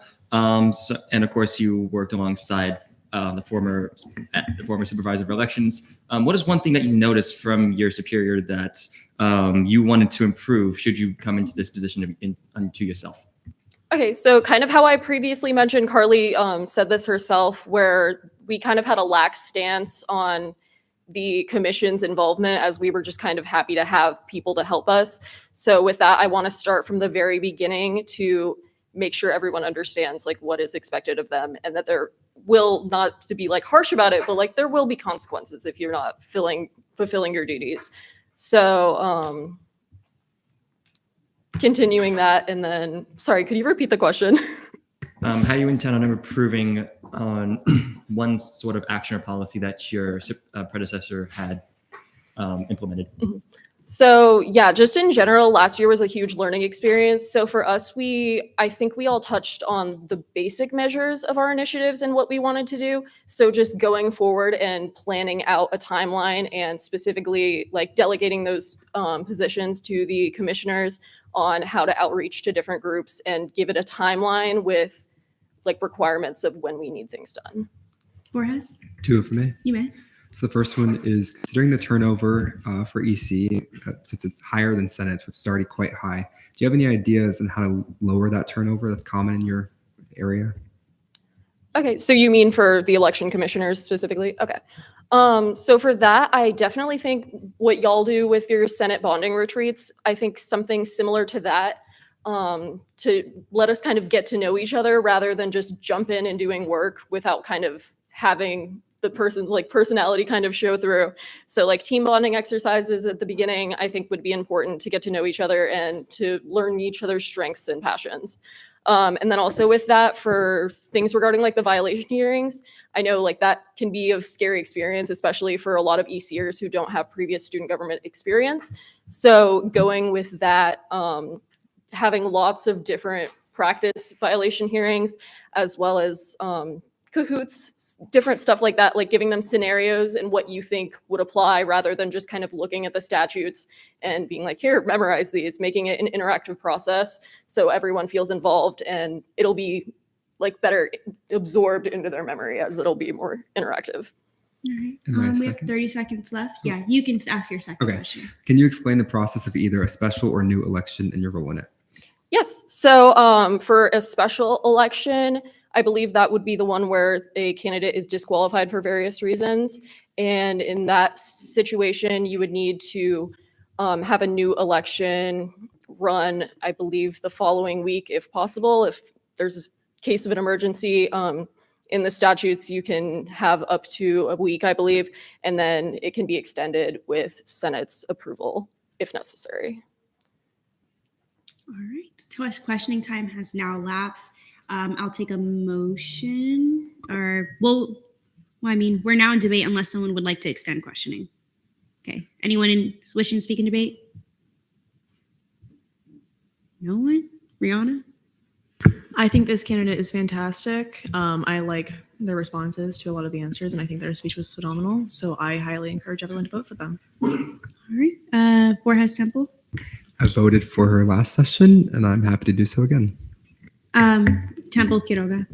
I will echo the sentiments of Chair Borges. I voted for her to be confirmed to the Election Commission twice, I believe, and I would be more than happy to confirm her to this position as the supervisor. She has more than enough experience, and her plans for the position are beyond stellar. And I would love to work with her on voter education initiatives, which is going to be very fun indeed. Quiroga? Yeah, I'm going to be voting in favor too. Same sentiments. She has experience. Her responses were on point, and I want to see what she does for this new election cycle. Any other senators wishing to speak in debate? If not, I'll take a motion. Reese. Oh, sorry. It's supposed to be Reese. Motion to move to voting procedures. There's been a motion to move to voting procedures. Are there any objections? Seeing none, we're now there.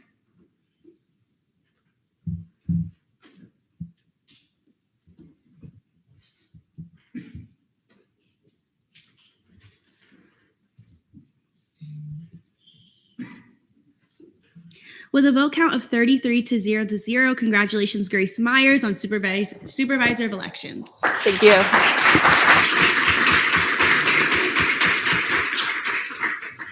Next up, we have Stephanie Henriquez for Assistant Supervisor of Elections.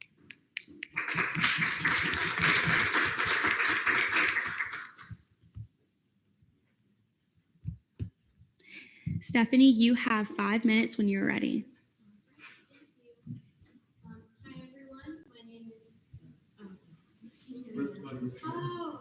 All right. Okay, now you guys can hear me. All right. Hi, Senate. My name is Stephanie Enriquez. I'm a media production and management major and a legal studies minor. And just a little bit about myself, I spent this summer getting dual certifications in social media marketing.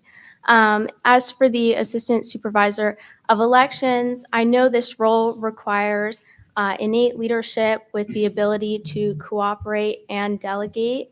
I have a history of being the president of a pediatric cancer initiative that hosted fundraisers with South Florida organizations. And my role pretty much consisted of documenting member attendance, posting materials, documenting service hours, leading meetings, sending out reminders. And I ran this club for 3 years, and each year I was able to double the membership rate through different marketing tactics. So to market and see corresponding results is within my wheelhouse. So I truly believe I can help out the Student Government Election Commission. And with that, I wanted to share 3 proposals I had. First being one that will take place specifically in the fall semester, and the other 2 are geared towards the spring semesters.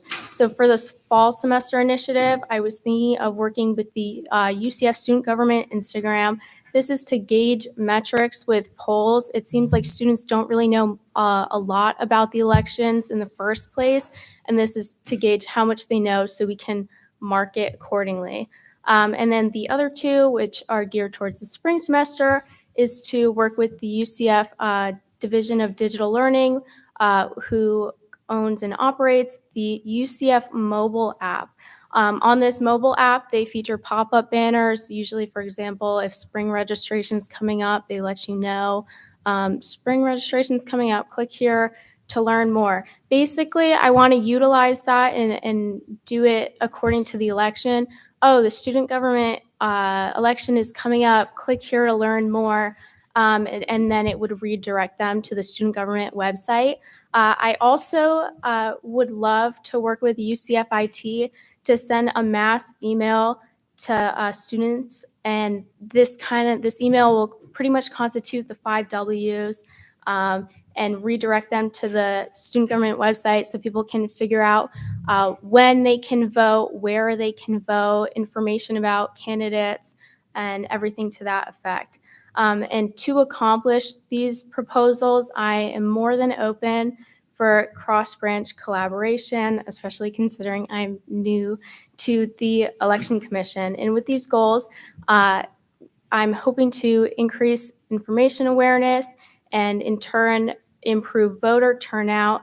And with that, we would see a fair election that is representative of our UCF community. Regardless, I look forward to working alongside you all as a new member of the Election Commission and hopefully as the new Assistant Supervisor of Elections. I yield my time. All right, we are now in line for questioning. Are there any questions, Lacasse? 2, if I may. You may. All right. The first one is going to be just a quick statement. On your cover letter, it says attention recruiting justices. Was this cover letter used for something else and then just transferred for this? No, I submitted a different cover letter. Maybe the wrong material was sent out. I did apply over summer for the judicial branch, but maybe the wrong material was sent out. I did redo one for the Election Commission, though. Okay, because this one, it still has the title of Election Commission, but the underheading is recruiting justices. My second question is, do you know what the turnout rate was for this most recent student government election in the spring? You know, I actually, when I was originally interviewed, I asked about it and no one could give me a definitive answer. But I did try, but I'm also aware that there were low candidacy rates, and kind of using the UCF student Instagram and gauging those metrics. I'm hoping not only to market to UCF students to go out and vote, but also to let UCF students know that they can be on the other side of that and run as a candidate in the first place. Are there any other questions? Temple? Hi. Good evening, Ms. Enriquez. I wanted to kind of posit a question regarding your, if I'm not mistaken, your fall initiative in particular. So you said that you wanted to work with student government's Instagram to gauge, to develop polls. What will those polls measure exactly? So basically, thank you for your question. The polls, they will be pretty basic questions, seeing, for example, did you vote last year? And, you know, on Instagram, the polls, there are two options. You know, for that question in particular, it would be like a yes or no question. And kind of just seeing, okay, who is active on the UCF student Instagram in the first place. Because by seeing that, we can see who will actually see the marketing that comes about in the spring. And then also just asking basic questions. Do you know that you can vote online at my UCF? Or do you know where on campus you're allowed to vote? You know, the responses, it's kind of hard to definitively tell you right now before, you know, actually implementing it. But once implementing and seeing people's responses, then I would be able to go back to the Election Commission, say, hey, it seems like people don't really know where in particular they can go to vote. I think we should, you know, focus on initiatives to further inform students or, you know, provide better visibility for this information in the first place. Thank you. Duke, and then Borges. Hi, I just want to say thank you for coming out and speaking. My question was, so elections can be very conflict heavy. I was just wondering how you personally deal with conflict and how you help to, or how you intend to assist the supervisor with this conflict that could arise. Yeah, so thank you for the question. I'm really excited to work with Grace in the first place, but to collaborate directly with her would be great. So the ability to, you know, deal with conflict, I'm sure that she'll be a great leader and teach all of the election commissioners on how to particularly navigate each upcoming scenario. And me personally dealing with conflict, I think it's best to try and go in to situations as unbiased as possible. It's going to be really important in this role to not only study, but kind of know Title VI like the back of my hand, so I can approach conflict in a more neutral capacity. Thank you. All right, Tyler. Yeah, so Supervisor Myers explained the process of special elections. Can you explain to me new elections? I believe, okay, I am going to answer what I believe you're asking. I'm not entirely sure, but I believe in a new election is when two candidates tie in voting, and then that leads to a runoff election. And that expands, I guess, the length of time of primary voting. Thank you. Did you have another? I can if no one else does. Well, I'll extend. I'll look for a motion to extend the questioning period first. Samilo? Motion to extend questioning by 4 minutes. There's been a motion to extend questioning by 4 minutes. Are there any objections? Seeing none, we're now there. Okay, other questions? I'll do, and then you can ask your second. Is there an experience you want to talk about that you think would help you in this position? Yeah, like I stated earlier, thank you for your question, by the way, I'm sorry. Being the president of a pediatric cancer initiative, like I was speaking about earlier, it, you know, really taught me that a lot of your knowledge and experience comes from the job itself, and kind of there's a lot of work that goes on behind the scenes that usually isn't noticed by all. So to be able to fundraise a few $1,000s for local high school or for local organizations, I was able to fundraise a few $100s for a teacher at my high school who unfortunately got cancer. All of these fundraisers, excuse me, wouldn't be possible without all of the, you know, planning that goes in advance to get approval and whatnot. So I think it's hard to kind of understand what the role does without kind of explaining it. So thank you for allowing me to kind of further delve into that. Whereas? Are you able to explain what your role would be in an election commission violation hearing? So the assistant supervisor of elections, it's not explicitly defined, but I can tell you in terms of the election commissioners, they are there during the hearing. It's run by the supervisor of elections, and the election commissioners are there, and they hear the violation hearing. Basically, what happens, there's the affidavit is filed, and then there's the opening arguments from the filer and the accused, and then we go through evidence, and then witnesses, and the closing arguments. So, and then the election commission delivers their decision. So the election commission commissioner, and as part of the election commission, I would be there throughout that process. Any other questions? Samelo? Which is more important to you, having more people vote or having better educated voters? Thank you for your question. I think to say that, oh, I have, a certain quality of voters is to speak with a form of bias, because you're assuming that others who aren't voting aren't as, well educated or don't know the platform as well. In a similar vein, though, to, seek quantity in voting also doesn't seem holistic, in the sense that then you're looking at the student population as, a number or a statistic instead of, like a thought behind that decision.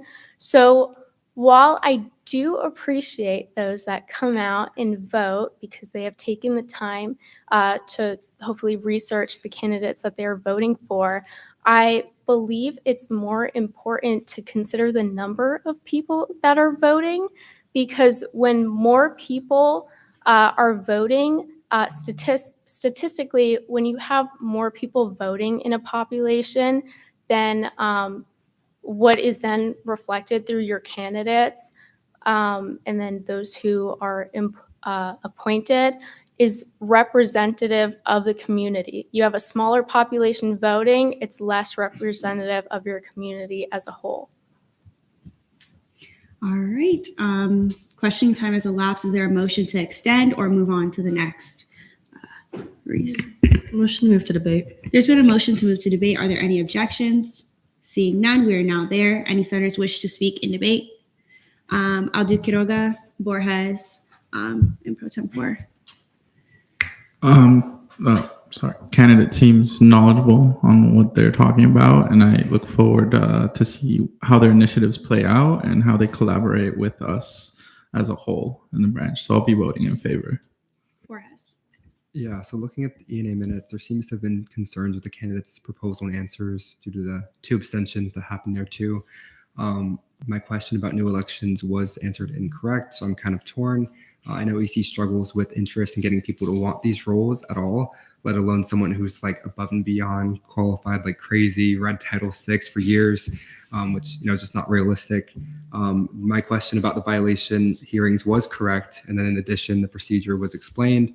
So that's great, and I know President Greenway appoints people for reasons, but I want to hear more debate on these things.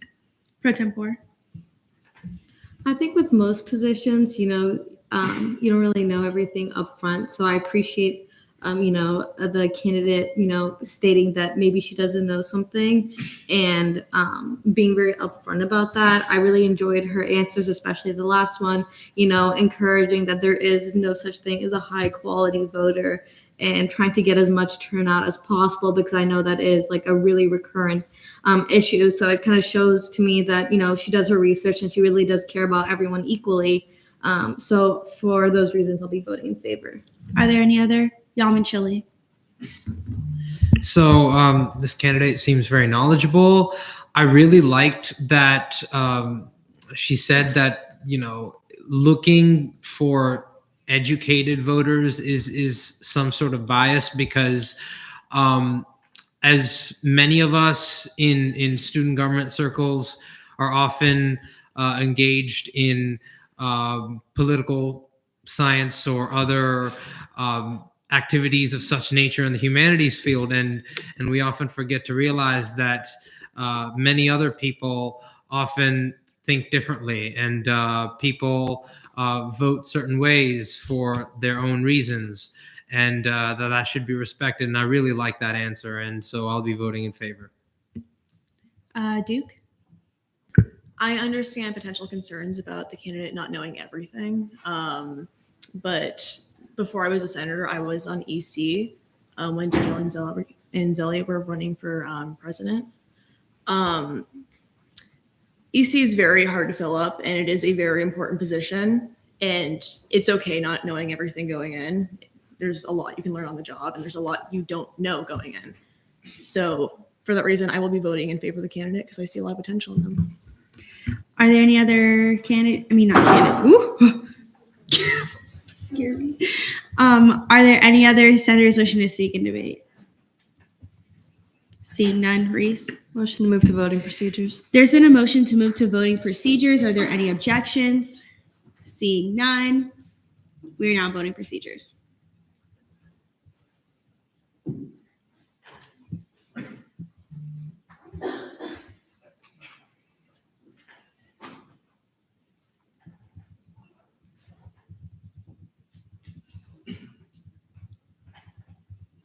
With a vote count of 29 to 1 to 2, congratulations, Assistant Supervisor Henriquez.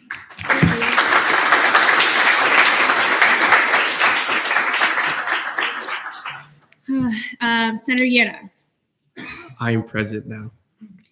So noted at 9:27 p.m. Last week, you would have walked into an empty chamber.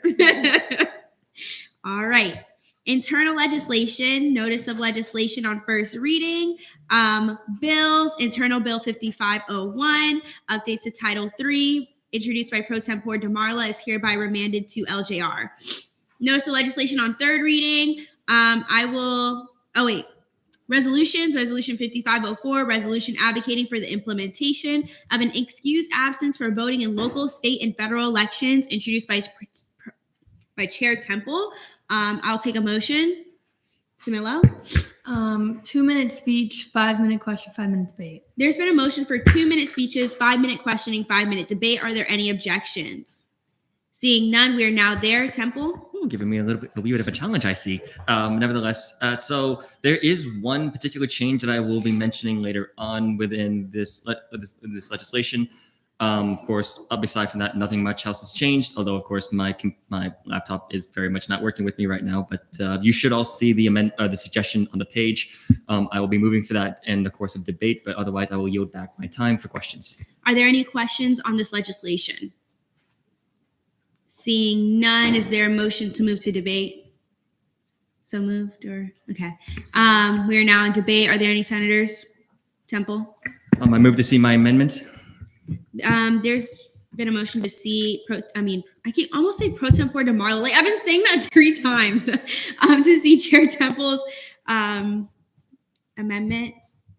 Is there a motion to see? And then we have to do a motion, right, Brody? For the amendment? Okay. Is there for this? Okay. Sorry. It's been a while since we did this. Oh, do you want to? Okay, is there a motion to see Chair Temple's amendment? All right. Do you want to go ahead and speak on it, and then I'm going to require a motion? A motion for speeches, Okay. questioning, and debate on this. Hamid? Motion for 1-minute speeches, 1-minute questioning, 1-minute debate. There's been a motion for a 1-1-1. Are there any objections? Okay. Do you withdraw? Yes. Okay. What's your motion, Samila? We'll do Samila. I was going to do 3-3-3. There's been a motion. I don't want to be like a 3-3-3, but there's been a motion for a 3-3-3. Okay, no objections. My apologies there, Chair Hamid. I want to be a bit more in depth on this one. So as you may see, the legislation includes a new name at the bottom where the resolution will be sent to various different parties. One of them is a vice provost and the current dean of the undergraduate studies. That would be Dr. Theodora Berry. So I believe last night it was that Jeremy Kaufman, a member of the undergraduate policy committee, the entity that we'll be working with to a degree, or our main connection, I suppose. He reached out to us last night after President Greenaway had established connection with him. And he said, I can pull up the email now. I don't believe that put anything in danger. But in effect, Kaufman had gotten back from Dr. Berry, who said that this policy would be, quote, on her own. I'm not quite sure what that would mean, but the more prescient matter would be that her office would be happy to work with us to craft a policy that would go before the UPCC. To read quote from the email, the resolution we go on as proceeded, as planned, and we will try to get a draft policy through to Dr. Berry's office by the end of the fall semester. I cannot guarantee that because we're students and things are very crazy nowadays. But nevertheless, I wanted to add this additional name on behalf of President Greenaway because this is, of course, a very important individual who would very much want to have this resolution in her inbox in order to give her an idea as to what we are going for. And this is absolutely a party that I and no doubt the other members of this little working group would absolutely love to work with. So as a result, I just wanted to add this name in and ensure that this resolution gets to all the necessary parties, including Dr. Berry herself. And with that, I yield back. All right. We are now questioning. Samila? Do you believe that this additional name will kind of have more of a backup from admin or people who have a higher statute than us for this resolution? So thank you for the question there, Chair Samila. So considering that she is a vice provost and a dean of a college, no less, it is very, very much to our benefit that she has been very open to work. Let me rephrase that. It is very beneficial for us and our initiative in order to work on this alongside our office because it does give a massive amount of credence to this initiative because it does show that the higher administration is open to such a policy. And as for what is going to happen with this draft policy and what the wording is going to be, that's going to be entirely up to our interactions with her office as well as any other parties that are involved. So I will not be able to entirely give a straight answer to any such queries or concerns with that. All I can say is that getting this very notice from Mr. Kaufman that a vice provost is willing to work with us on this initiative when so many other attempts in the past have failed is an enormous amount of progress, and more so than has been met in the past, and hopefully a good sign for things to come. All right. Reese? May I retain? You may. Oh, you had something else? Okay. Do you withdraw? I withdraw. Samila? Yeah. What? Wait. Oh, wait, pause. Okay. You can ask the question, then she may retain. Kind of just to follow up with the question I just asked. I know you kind of said that you don't really have a say, like you can't really give me a direct answer, but with the backing of somebody with such a title, do you believe that you'd be able to network with people within that college to maybe get more people to back up on this and have more of a standing, maybe get people to like come together and have more of a voice in numbers rather than just have it be us as student government and a few people listed at the bottom? So I would imagine, of course, that working with an office of the vice provost, we'd be having multiple other voices involved, but it's not just like Senate that is already working on this. It is also President Greenaway, who, as well as governmental affairs coordinator Martin, who already represent their own interests and their own entities. And of course, we already do have it does appear that we have some support from Mr. Kaufman himself, who is a member of, like I said, the UGPCC. So as a result, we definitely have more than enough voices engaged in this topic. And whether or not we will get more in the long term, that is completely up in the air. We'll attempt to schedule a meeting with Vice Provost Berry in the coming weeks in order to ensure that we have a solid footing as to how this drafting and these negotiations are going to move on long term. I apologize very much in advance that I cannot give you a straight answer on this because this is a very nuanced, very complicated thing that we're working on. So of course, there is no easy answer for these sorts of questions. I very well am in recognition of that. It's just that we want to take things as cautiously and with as much care as possible because as far as I'm concerned, this is a rare step for us to be in communications with a vice provost on such an initiative as this. when I should mention again that we have done this 3 times in the past, but with a proper election holiday, not an excused absence policy. So whatever voices do come about from our collaborations with the Vice Provost, I'd be more than happy to engage with them. And like I said before, I'm more than happy to engage with anybody who still has concerns or questions regarding this policy moving forward, because it is a relatively new thing for UCF. And as such, that's all I have to say on the matter. Even though time has elapsed, I said that you can speak, so go ahead. So since it is a vice provost kind of jumping on the bandwagon here, are you open to allowing members of Senate and the student body in general who are, say, like here on a provost scholarship to join in the team and discussing this with the people listed on the bill? So I'm sorry, could you repeat your question there? So since this is a vice provost that we are now interacting with in addition to everyone else on this bill, are you willing to let people who are like NSG or even general student body who aren't necessarily on GAP to join in discussing this with them further? So that is again a question that we'll see the answer to moving forward with the negotiations. I would imagine that for the sake of efficiency, that we would want to have this as consolidated as possible. I know that's not a particularly transparent answer. I know that's incredibly opaque, but but unfortunately that is the nature of policy making in these sorts of things. You need to have very let me rephrase that. I'm open to working with those individuals listed here in the resolution. And the reason why I have them listed here is because they have a stake in this matter. So for example, BCE Assistant Director of Community Engagement, Amanda Dever, she actually has had some stake in this for quite a while. Same with OSI Director Shane Juntanen.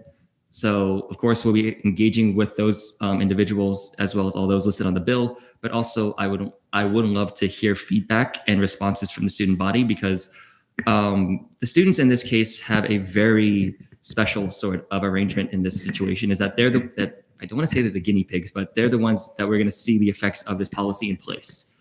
So of course, policies are never, ever implemented correctly 100% of the time. As an economics major yourself, you know the concept of an externality. So there are always going to be some sort of unintended consequences that we're going to try and remedy as best as we can. And I would love to hear some feedback from the student body. And by extension, that would, of course, go through their senatorial representatives, such as you, myself, and the other 30 plus individuals in this body. I would also like to mention it's a little hard to get multiple people in the room with administration. So I can say that if Chair Temple does get a meeting with those individuals, I'm sure he'll echo your sentiments as best as he can. Temple. And then as a further clarification, I will keep the Senate updated on any sorts of again, let me rephrase that. It's been a long day. 2 tests, not fun. Okay. I will keep the Senate in the loop on this in my reports, should any actions be not only facilitated but maintained, and we'll keep you all updated as to what has been going on behind closed doors, for lack of better terms. So this will not be. I do not intend for this to be an opaque situation. I want to be as transparent as possible, because we could very well break some significant ground here now and in the future. Well, questioning time has now elapsed. We are now in debate. Are there any senators wishing to speak in debate regarding this amendment? Donahue? With my line of work, it comes as no surprise that I strongly support this resolution. It is necessary for people to be enfranchised and have something that allows them to vote. Oh, sorry. On the amendment. It's okay. Anyone on the amendment? Samilo? So as we know, before last week, I had some things to say, but this week, I feel like with this addition, there could be some progress made. Not necessarily saying that it's like changed my whole life and I've had an epiphany, but definitely put some thought behind it, and having someone like this back it up is nice to see. With that being said, I will vote for the amendment to be approved. I don't think that's how you word it, but whatever. Any others? Carter? According to Chair Temple's answers, the reasoning to include the provost was very well articulated and makes a lot of sense, especially delicate student matters. You need somebody in administration to kind of back up what you're trying to accomplish. So I'll be voting in favor of this amendment. Anyone else? The cast? Motion to move to vote on the amendment. There's been a motion to vote on Chair Temple's amendment. Are there any objections? Seeing none, we are now there.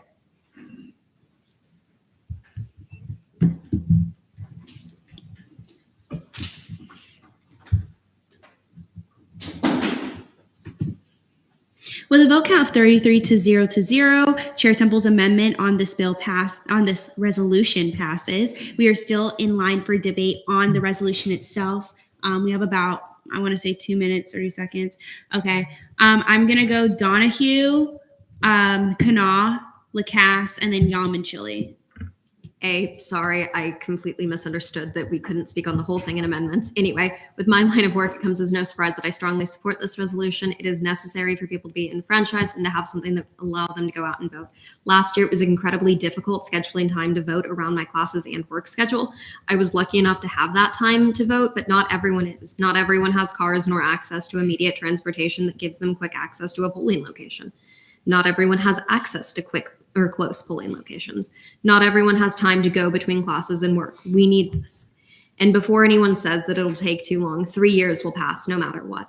Let these 3 years pass with hope for future generations instead of passing them by with cynicism today. Let us all vote in favor of this amendment. And thank you, Chair Temple, for presenting it. Kanawha?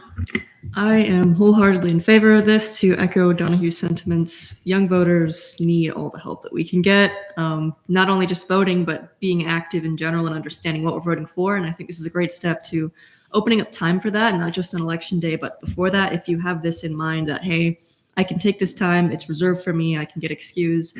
That's a great jumpstart. That's a great confidence booster, especially if it's your first time voting, and for a lot of us it might be. So I am definitely in favor of this, and I hope all of you also vote in favor. Lacasse? Yeah, so I just want to applaud the great work that Chair Temple has done on this. I know that it takes a lot of, behind the scenes work to make stuff like this happen. So just, applaud him for all that, because this would not be in the stage that it is without him. And critiques I have are kind of the same, but I refer back to last meeting's live stream for those just to save time. But thank you, Chair Temple, for putting so much work into this. Yalman-Chile? So thank you to Chair Temple and the GAP committee for their excellent work on this resolution. Obviously, I support it because voting is important. Carrying out your civic responsibilities is important. Plenty of students on our campus don't have cars. That means they typically don't have the ability to say, go to an early voting center. Early voting centers tend to be farther away from general election polling places. This is how it was in my town of Lake Mary. And I was fortunate enough on the day of the general election and last year's midterms for my dad to pick me up and vote on the day of in my hometown. But many students don't have the ability to do that. They don't have the transportation, or they have schedules that make it very difficult to make time to vote. And so this resolution would help in that if people need to, as a last resort, skip classes because they need to do their duty and exercise their right to vote in our democracy, then that's a good thing. And it will encourage more people to vote. I already know that the voting rates last year were quite awful. I don't know the numbers, but I hear it was somewhere around 10% for the people who use the early voting sites at UCF.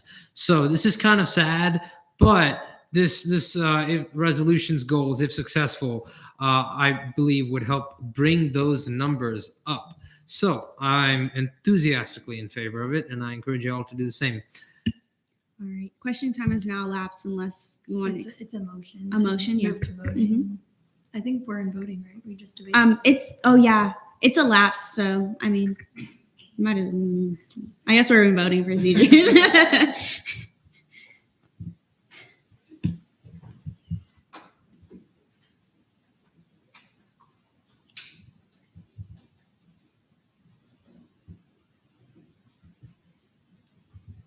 With a vote count of 30 to 1 to 2, Resolution 5504 passes on third reading.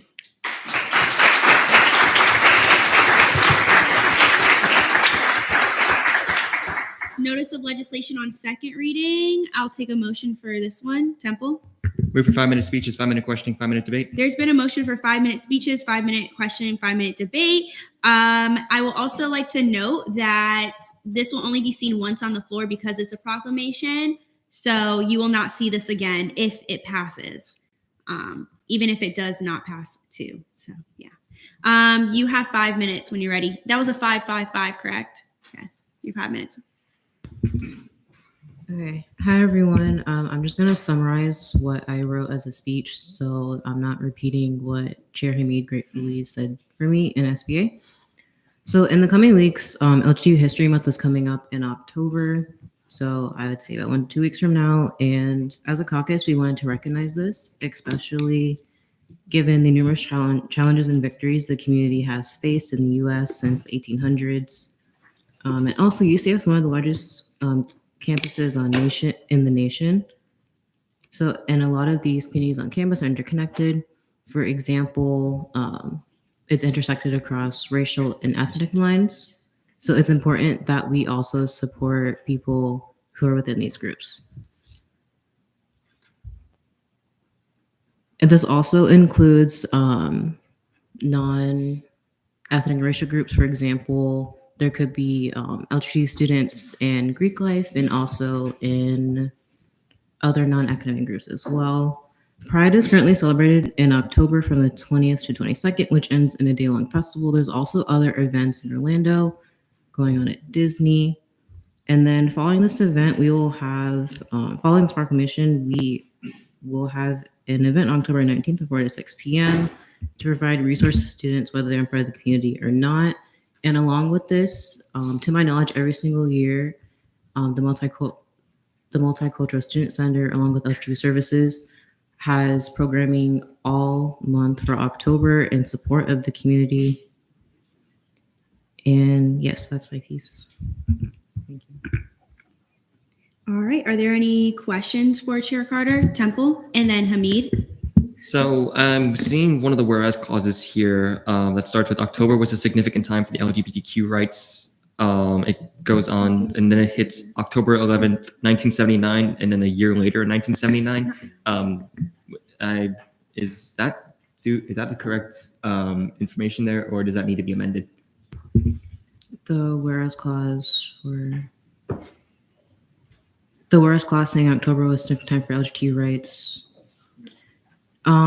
No, that coincides with the marches on Washington within the queer community that kind of was in along the same movement timeline with Stonewall.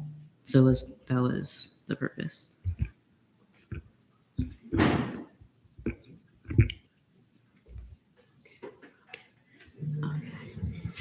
Temple. So the line that says a year later in 1979, that is intentionally placed there? Which whereas clause are you looking at? Am I looking at the right spot? I see what you're saying.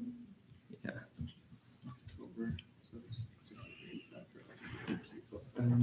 Here. As an aside, if we change the year, would that be a technical?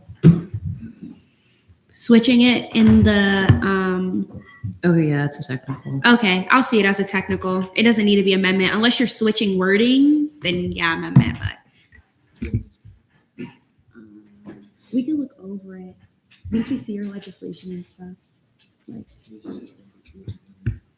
oh, is that what's the earliest? What's the latest edition? Sorry, there's some technical stuff that we're trying to figure out regarding point of order. But are there any other questions, Kana?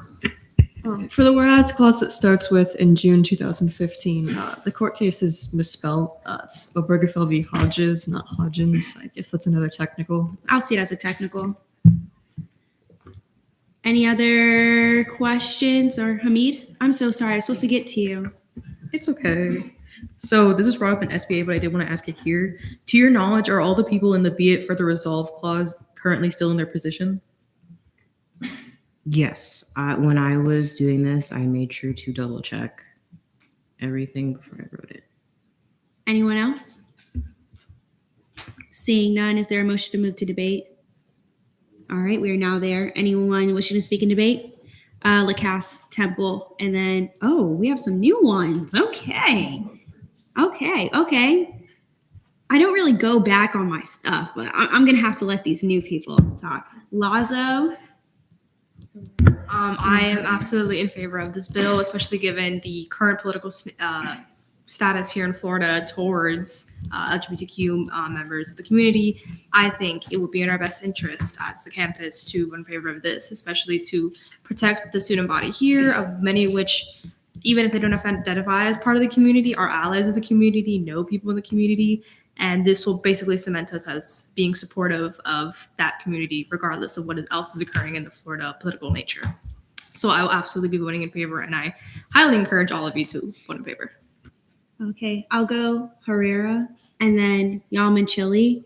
I'll just do 3 in favor. If you oppose, raise your hand or abstain. I echo, Senator Lazo's sentiment. In a time where not only the state, but the federal government ceases to take any meaningful action to defend LGBTQ plus people, I feel like it's always good to remind LGBTQ plus people in the community in general that we support them, especially seeing that we're one of the largest universities in the whole country. But yeah, and I am going to vote in favor, of course, and I urge that everybody else does as well. Thank you. Yalman-Chili. I also echo the sentiments of Vice Chair Lazo and Senator Herrera.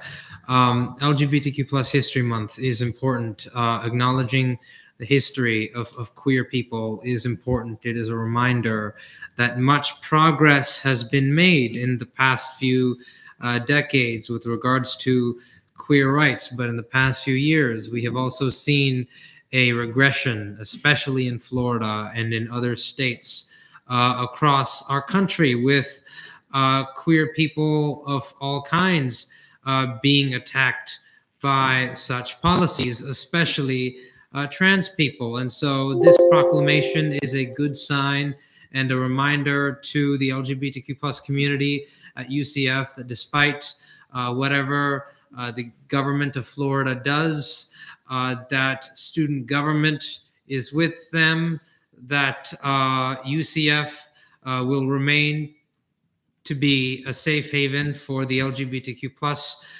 community, and that people should not have to, fear being who they are in our university, but in fact, take pride and celebrate it. So I am enthusiastically in favor of the bill and will be voting for it, and I encourage you all to do the same. All righty. Are there any abstentions or against? All right, if not, I'll take a motion.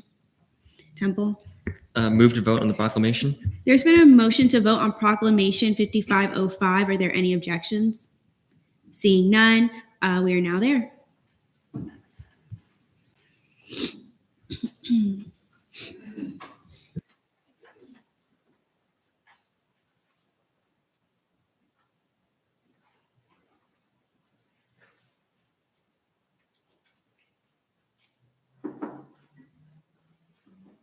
With a vote count of 31 to 0 to 2, Proclamation 5505 passes on second reading.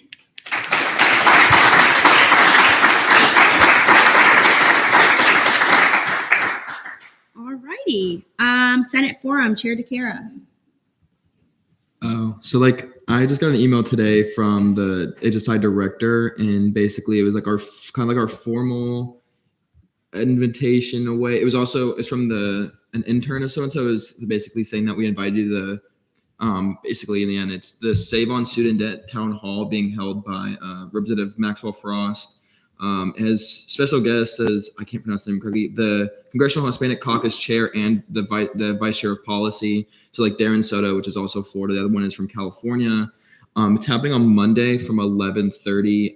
I got an email from the director, and she basically was saying that she would like to see a strong representation from student government. So I'm just bringing out to y'all that I posted it in the Latin Hispanic Caucus channel. I will post it in the Senate one, so y'all can RSVP and everything. Just be able. It's like an hour long. It probably will go a little bit longer, but yeah. Sorry, they sent another thing again. But yeah, They're just reaching out to us for us to go out there. If you have the time to stop by, it's at the Alumni Center. So, but you also have the RSVP, so I will send the link like right after the meeting. So just letting you know that that is happening, and I would like to see y'all there. I wanted to speak real quick because I know it's almost 10 on the administrative goals. So I have the opportunity to sit on President's Leadership Council, and I have a lot of opportunity to speak to a lot of our administrators. Akila and I also have the opportunity to speak to Dr. Frame monthly, and we want to use that opportunity to highlight your legislation, different things that are going on. For example, the conversations that we have in dean meetings and things like that. I actually had the opportunity to speak to one of the deans for the College of Business this week. So that was a great opportunity. I learned that our administration has certain priorities for our school. And I think it's really important that we carry those priorities in our work, not only just our priorities, but administration's priorities. And that can look like not just through legislation, but advocacy, bringing the things that students are concerned about regarding their colleges and departments to the deans, to administration. And I wanted to point out 4 of them. One of them is student success. Another is innovation and sustainability. There's another one with technology. It's called discovery and exploration. And there's a 4th one. So they have different types of goals. And one of the goals is to become a preeminent university and to reduce student debt. That's one of their biggest ones, reducing student debt. And becoming a preeminent university creates more funding for the different services and things that our university provides. So I just wanted to echo that to you, because those are things that aren't said to just our day-to-day students. And because you're in a position of student leadership, I wanted to let you know those goals, and you can take that as you will, whatever initiatives you plan to do. I know that Chair Temple's initiative was a really good one, the resolution, and so which speaks for all students. I have to come from an unbiased point of view. So whatever you pass, I will support to administration.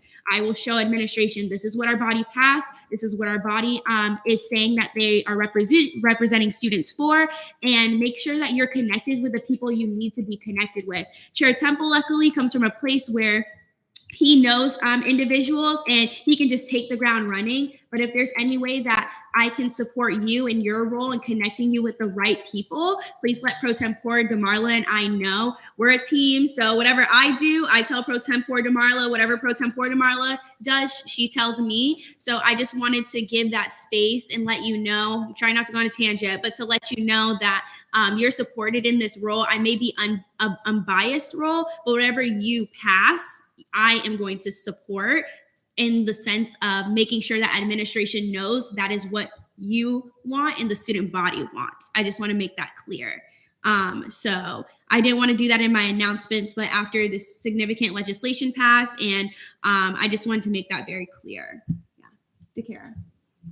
I have to add on real quick about my other thing. They sent out another flyer. I don't know why I just got it. And it literally says like hosted by Hispanic Service Institution in collaboration with student government in the Ginsburg Center. So like we are like representing that because we've done so much for them already. Like that's coming, like she's like, I remember at the takeover, like she's very thankful of all the work we've done. Basically like seeing us together, like pushing through for like the HSI week, Hispanic Heritage Month, like all that they're working with all the different like things, like being able for her to see that, it means a lot. So like the fact that we got put on there in collaboration with like she like let me know like personally. I'm doing it. I'm also gonna send the link. Like I just want to see like us coming together, like showing up together means a lot for them. And also, you know, what we just passed today. These are representatives seeing that like 2 of them are from Florida. So I think Maxwell Frost is actually this district. So, you know, bringing up that we've done that, even though it's focusing on student debt, it's literally says like fireside chat. So you could probably mention to him that we've done that work and he'll probably recognize the stuff what we've done. Samila? Mine was just something kind of fun. At 10:30 tonight, there is the first round of free practice for Formula One at the Japanese race. So it's a great watch, even though it's just like first practice. You get to see the new builds, or if someone did something. There was a big crash at the last race, so they did do a couple fix, and hopefully Ferrari does well this time because they did not last week. Oh. I don't know which one. Y'all both been speaking equally tonight. Ferrari. It's got to be Red Bull. I'm sorry. I didn't say I was a Ferrari person, okay? I don't like Ferrari and I hate Max Verstappen, so don't even with me right now. No hatred in my chamber. Temple. This is very similar to what Chair Smello had said. Very good shout out, by the by. But this, I believe, Sunday, 24th of September, Inter Miami is coming to Orlando to play.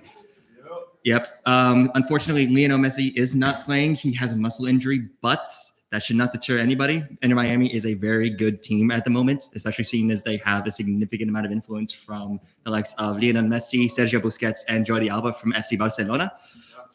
So if you have the time and you want to shell out $45, I believe, that rate may very well change. Go get your tickets. Go watch the Inter Miami destroy Orlando, or Orlando destroy Inter Miami, or just see a very good game. Who knows? I went to an Inter Miami game with Orlando City. I was sitting on the fan side and I heard some very foul things. I would never like to sit over there again. Temple. Yeah, that's what happens when you buy soccer ultras, as they call it. They get very, shall we say, animated. Thank you, Chair Kennel. Carter, and then Yalman. Oh, this was unrelated to Senate Forum. Oh, was it a comment? Or? Yes, explanation and then a motion. Oh. To my knowledge, FAO's allocations weren't ready to minutes, so I updated them. Okay. Motion. I'll do a motion. Yalman will get started. No. Okay. I'll motion, Carter. Do I have to motion move back to approval of the agenda? No, you just motioned to see FAO. Motion to see FAO committee. All right. There's been a motion to return to FAO committee announcements. Are there any objections? Seeing none, we're now there. Carter. Okay. Hi, guys. We approved 3 allocations. We PPI'd 1 and denied 1. I can give an explanation for the PPI. The reason we did that was because it would be out of timeline, so it would cause issues for the business office and the RSO. All right. Are there any questions regarding the FAO report? Lacasse. Just want to make sure I didn't mishear. Did you say you denied one? And if so, why was that one denied? Well, we didn't deny any. Denied none. Is there a motion to return to Senate Forum? So moved. All right. Chile. So, hey guys, just some housekeeping things. In response to Speaker Holmes's comment about foul language at the Inter Miami game, I find it, a blessing that the game did not happen in England and was not a Premier League match, because if it was, it would have been much worse. That being said, just some LJR things. I wanted to let all of you know that when it comes to things like attendance and absences as senators, you're expected to know the statutory requirements. So I'm just reminding y'all, if you miss more than 25% of the votes in a Senate meeting, you get half an absence. If those half absences build up, you can be dismissed from Senate and would have to be reinstated. You can only be reinstated once. I do not want any of you to have to go through that situation. So please keep track of such absences. Please make sure that you are voting as much as you can, because I really don't want to have to see those half absences this semester like we had to see in the summer semester. As to non-compliances, I believe 4 non-compliances were sent out over financial training. And again, I don't want to see any of those non-compliances handed out. So please make sure you're on top of those things. Stuff like financial training, I would assume takes around 30 minutes to 45 minutes. As to dean meetings and LJR's role within those things, I wanted to say that a lot of senators have had to come to LJR to have their dean meetings excused. I also wanted to let y'all know that according to Senate Rule 7, you do not have to file an absence request with LJR if you submit written notice to the ELA, the pro temp, and myself, the LJR chair, before the dean meeting. So if you make sure to get all three done, it doesn't have to be an email. It could just simply be a message on Teams. Please feel free to do that, because once again, it would save LJR much hassle. And I'm going to be a little selfish and once again advertise that I am chairing a committee for a Model UN conference for high schoolers known as NIGHTMON, and it is about the Cuban Missile Crisis. So if anybody is interested in vice chairing this committee for the Model UN conference, it's on it's from the 17th to the 19th of November. It'll be a good weekend. If anybody wants to vice chair my committee, please let me know. Again, it's going to be a fun weekend. And as to the game on, I believe, Sunday with Inter Miami in Orlando City, I'm a born and raised Orlando native. I don't support Miami just because Messi's on their team. He isn't even coming to Orlando on Sunday. So Orlando City for the win. And y'all should, I would recommend, think the same. Thank you very much. All right. Anyone else for Senate Forum? I'm pretty sure we ran the time dry. I'm not going to lie. Dagera. Oh, this is like my thing. Okay. So like the whole Sergeant of Arms thing, like you guys didn't know that, but basically it's about enforcing like the quorum and all that. And also like through the internal, like we've been working on that, we like noticed that there's like a certain things of Robert's rules that we haven't been following. I'm very much a person, if we're gonna follow something, we follow all the rules. So over like I think maybe next meeting I'm gonna clarify a few things, because we have like an older version of Robert's rules, and like I'm trying to get like an up-to-date version. So there's like certain things that regard like when we're quoting certain things, like when we like say something like legislation, you have to like ask permission. There's certain rules. So like I very much a person like doesn't like, oh well, like I want to pull, like I know you're gonna say yes, we still have to follow those rules. We do follow these procedures for a reason. So like I just want to let you know, like later on I'm gonna be enforcing more of these rules that we have set in stone in this like setting. All right. Anyone else? Carter, did you have something? Oh, I had a question for y'all, Manjuli. You may. Okay, my question relates to in terms of Senate Rule 7. So how does the missing certain percentage of vote count relate to absence request? Is it included if, for example, if you have a approved absence request, or is it still counted against you? Could you repeat that, please? Yes. So with Senate Rule 7, how you can be dismissed if you don't meet a certain percentage of vote counts, how does that work with approved absences? So, not having sufficient number of votes in each Senate meeting can lead you to like half an absence. And if you, I believe the dismissal threshold to get dismissed from Senate is 2.5 absences. So if you racked up, say, 5 of those, you would get dismissed. If you had other unexcused absences, there's even less potential for error with regards to voting. So wanted to make that clear. And with regards to the first meeting, if you miss the first meeting and it's unexcused, that is an automatic dismissal.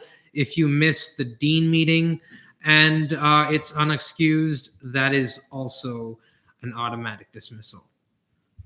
I think she means I think they mean like when it applies to the blanket excuse. So they have a blanket excuse, so they come in later because of a class. Would it be 75% of their total vote since they come in later?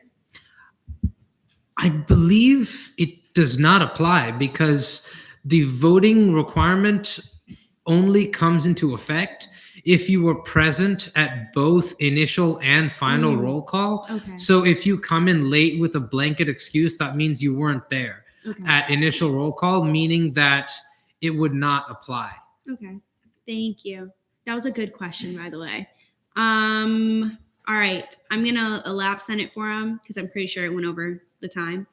But Senate deliberations, anyone want to deliberate? No? Advisors report, Brody. All right, not a lot for me today. Just really quickly, I want to thank Danny and other fiscal leadership who were able to jump into the court leadership summit and talk to some RSOs there. I'm going to try to continue to find some opportunities to make some connections and collaborate with our other agencies, because I think generally it's a good idea if some of you all know some of them before you get to budget season, because if that's the only relationship you have, that's not always great. But thank you all for kind of stepping up and doing that. Congrats to our new EC leadership who aren't here in the room anymore. So that's fine. And yeah, we'll do some senator shout outs. Jason.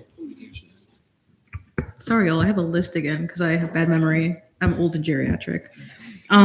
So I first want to shout out Chair Vaughan of the Women's Caucus for running a really great meeting today.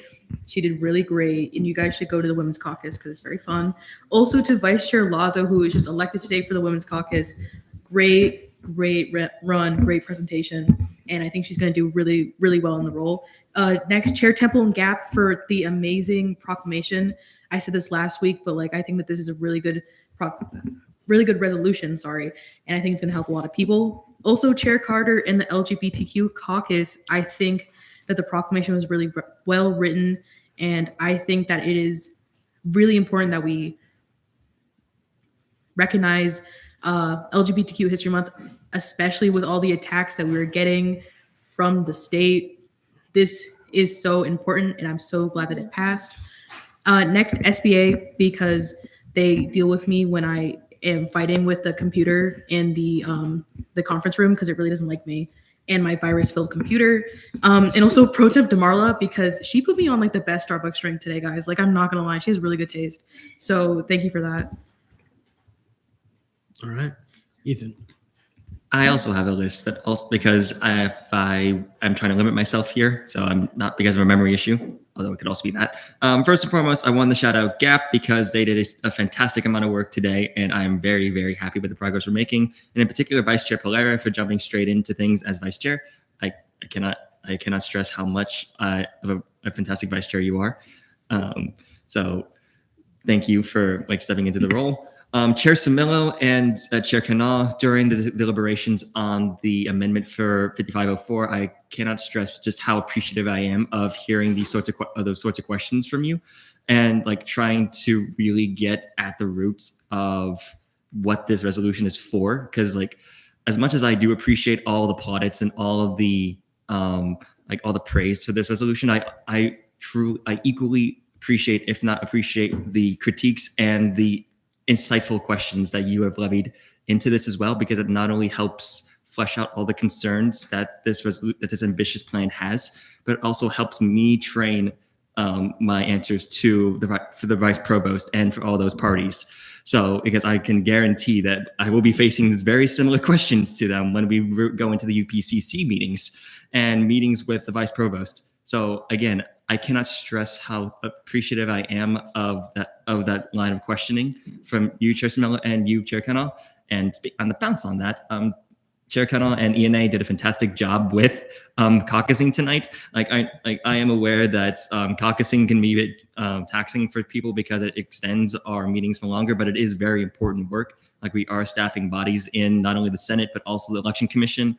And I just want to applaud the initiative that Chair Kanal has been making in order to ensure that our body is fully staffed. And then, of course, Brody and the advisor core, you guys have been dealing with me with this resolution and just me being a caffeinated maniac in the office for the past week or so. So I really appreciate you guys for being patient with me and all this. And then, of course, I wanted to, of course, shout out Women's Caucus leadership, Vice Chair Lazo and Chair Vorn, because I see so much potential in you two. And even though I unfortunately was not at the meeting, I can almost say with assurance, yes, you can shame me later. I had stuff to do. I suppose I'm going to be put up to a kangaroo court later on. But nevertheless, I really, really see a lot of potential in the both of you. So I wish you both the best of luck in that caucus. And that doesn't mean I'm going to leave. But you have a lot of potential. I can see it. No doubt the rest of the body can see it. So congratulations to you both. Just to be clear, you think Caffeinated Maniac was limited to the last week? Try the last 3 years. First, I'm going to shout out Women's Caucus for being so silly. It's truly great. If you weren't there, you missed out. Sorry, Ethan. Let's see. Actually, I will shout out Ethan as well.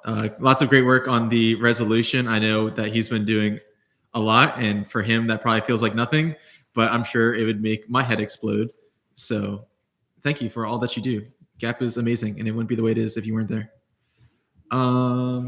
Let's see. I will shout out Eli Richmond. She's pretty awesome. I'll just shout out people who put a smile on my face. Hamid, Demarla, Holmes, Herrera, Duke, Carter. I love you all. All right. Beyond. So firstly, I would like to shout out the LJR committee because we not only had one meeting this week, but 2 meetings. So thank you a lot for going above and beyond and showing up and doing the good work that we do. Shout out to, this is a super shout out to Vice Chair Sandlin, because he could not be here today and he had COVID, but he still showed up to LJR. He took minutes. He talked. He showed up virtually to LJR. Don't worry about it.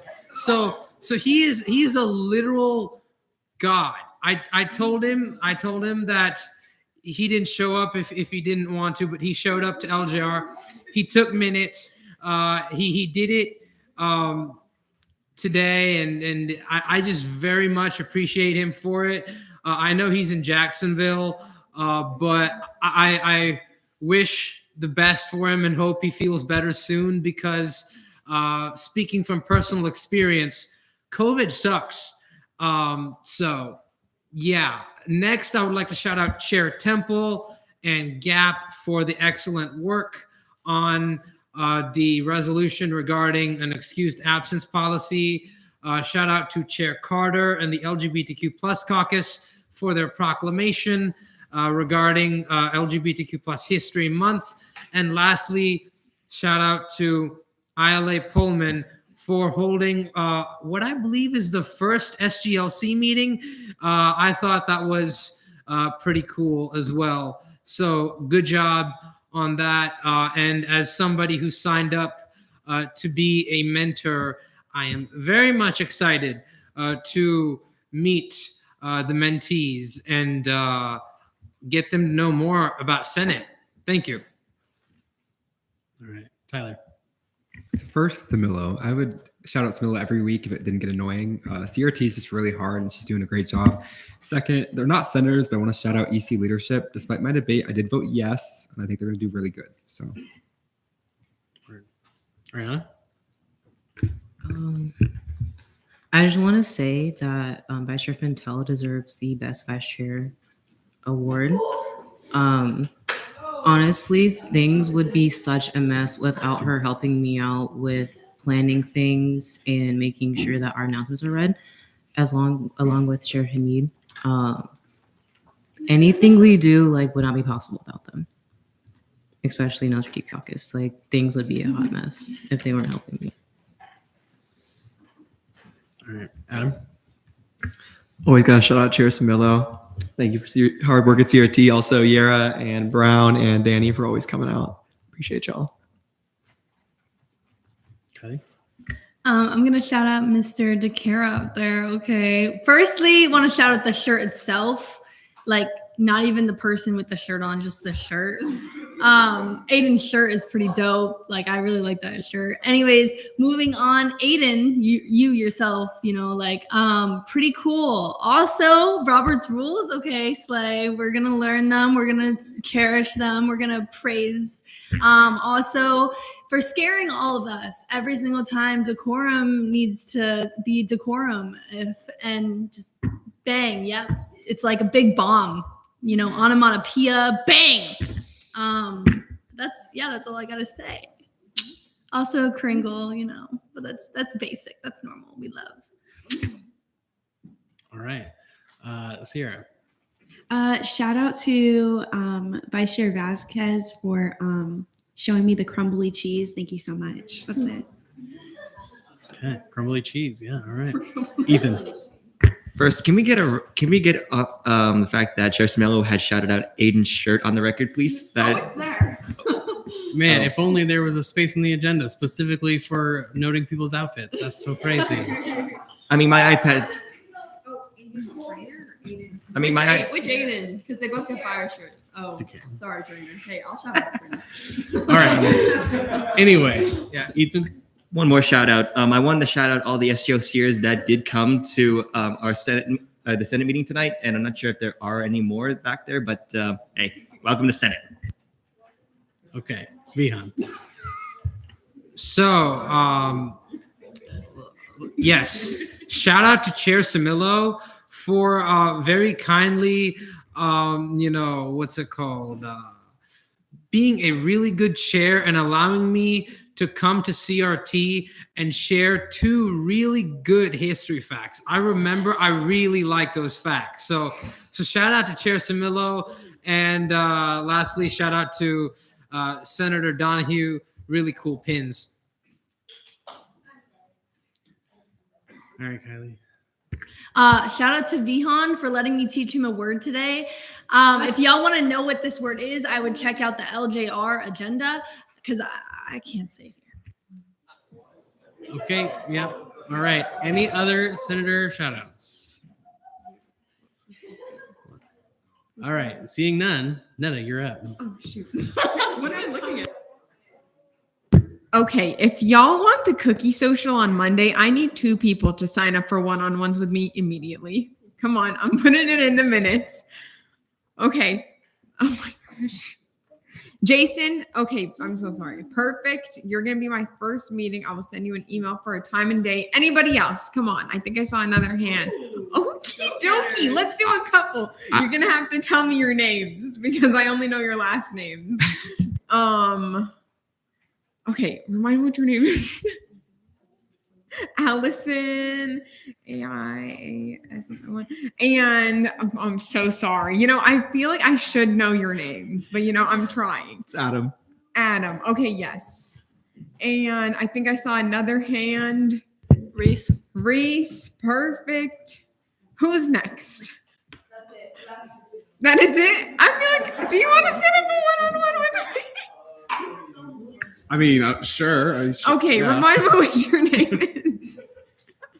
This is why the one-on-ones are important, so I can learn your names. No. You want to set up one-on-one? Go ahead, put it in the minutes if you would like it.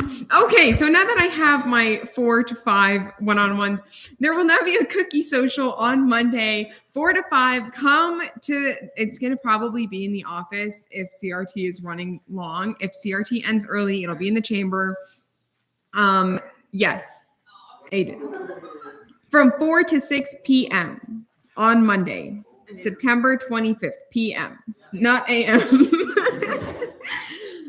So we're gonna decorate fall cookies. It's gonna be fun. Maybe some spooky ghosts cookies. Very fun. It's never too early for Halloween stuff. And so yeah, if you need anything or also want to set up a one-on-one with me, feel free to just email me. I'm excited to have some one-on-ones, and then I will report back. Yes, Jason. Where's the RSVP for the cookie decorating? I don't see it in my email.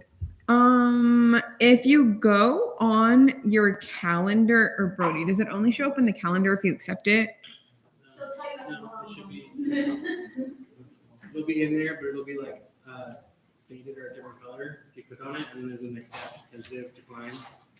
So like if you go on like Outlook and then go to like the calendar area and then go to Monday, then there's like the RSVP. It says SG Fall Cookie Decorating, September 25th, 4 p.m. to 6 p.m.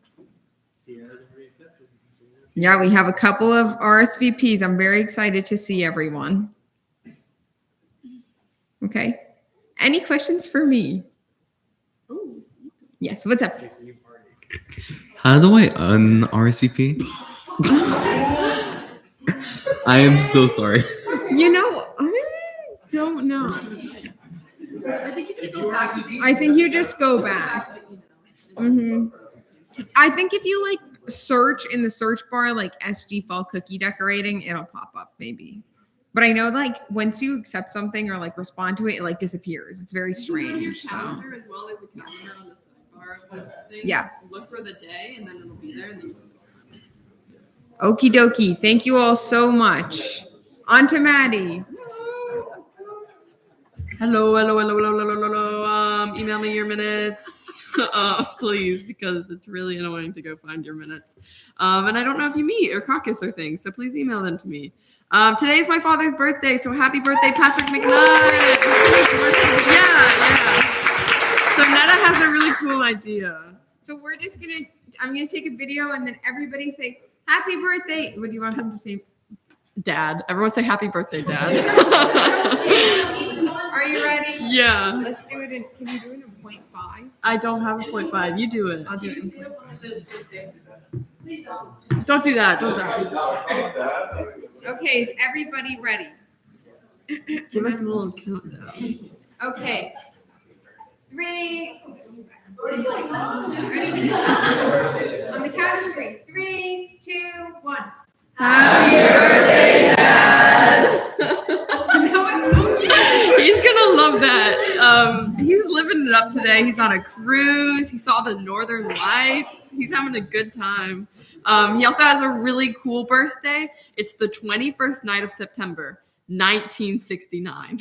That goes pretty hard. Anyways, I put in some upcoming events. Go have fun. There's some really cool ones. I really want to go to the Improv Academy because I love comedy. So yeah, but there's some cool ones and take a look and have fun. If you need me, I dropped my email. So yeah, just reach out and tell me hi. I check my email every day. So even if you want to like send me a funny meme, I would really love that because my email is boring.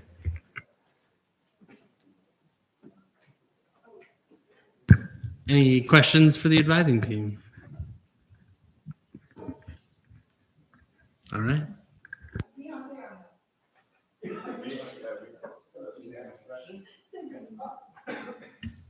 Brody, what's your favorite Star Wars movie? I'm gonna go. Thanks. Yeah, on the spot. Yeah, it's got to be episode 1.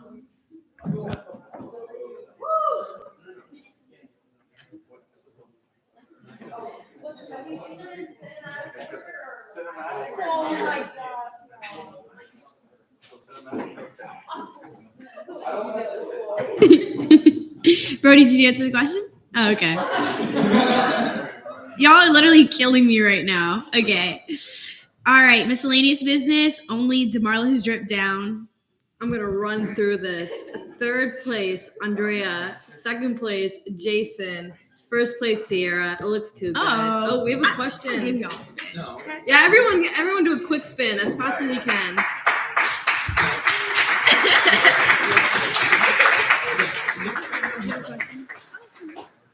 Oh, maybe honorable mention. No, there's a motion. Oh, who did I do last time?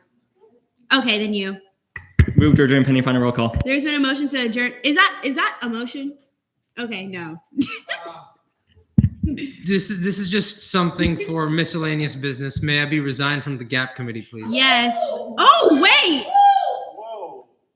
Wait, are you for real? I'm still gonna be on the committee as LJR rep. I just don't want to hurt their quorum. Okay. I thought you were throwing shots. Okay. I hereby resign Chair Yalman-Chili from GAP. And I hereby resign Chair DeCara from LGBTQ plus caucus. All right. Move to adjourn pending final roll call. There has been a motion to adjourn pending final roll call. Are there any objections? All right, go ahead. Keep it. You can still pack up, but just very quietly, please. They'd be like,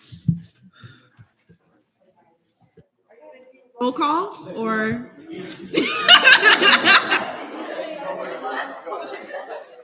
I am so sorry about that, guys. Lazo. Present.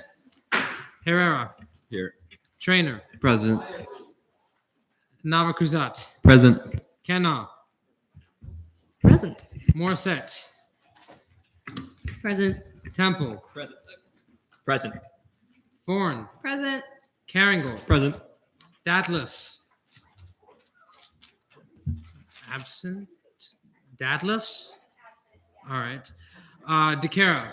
Present. Butler. Absent. All right.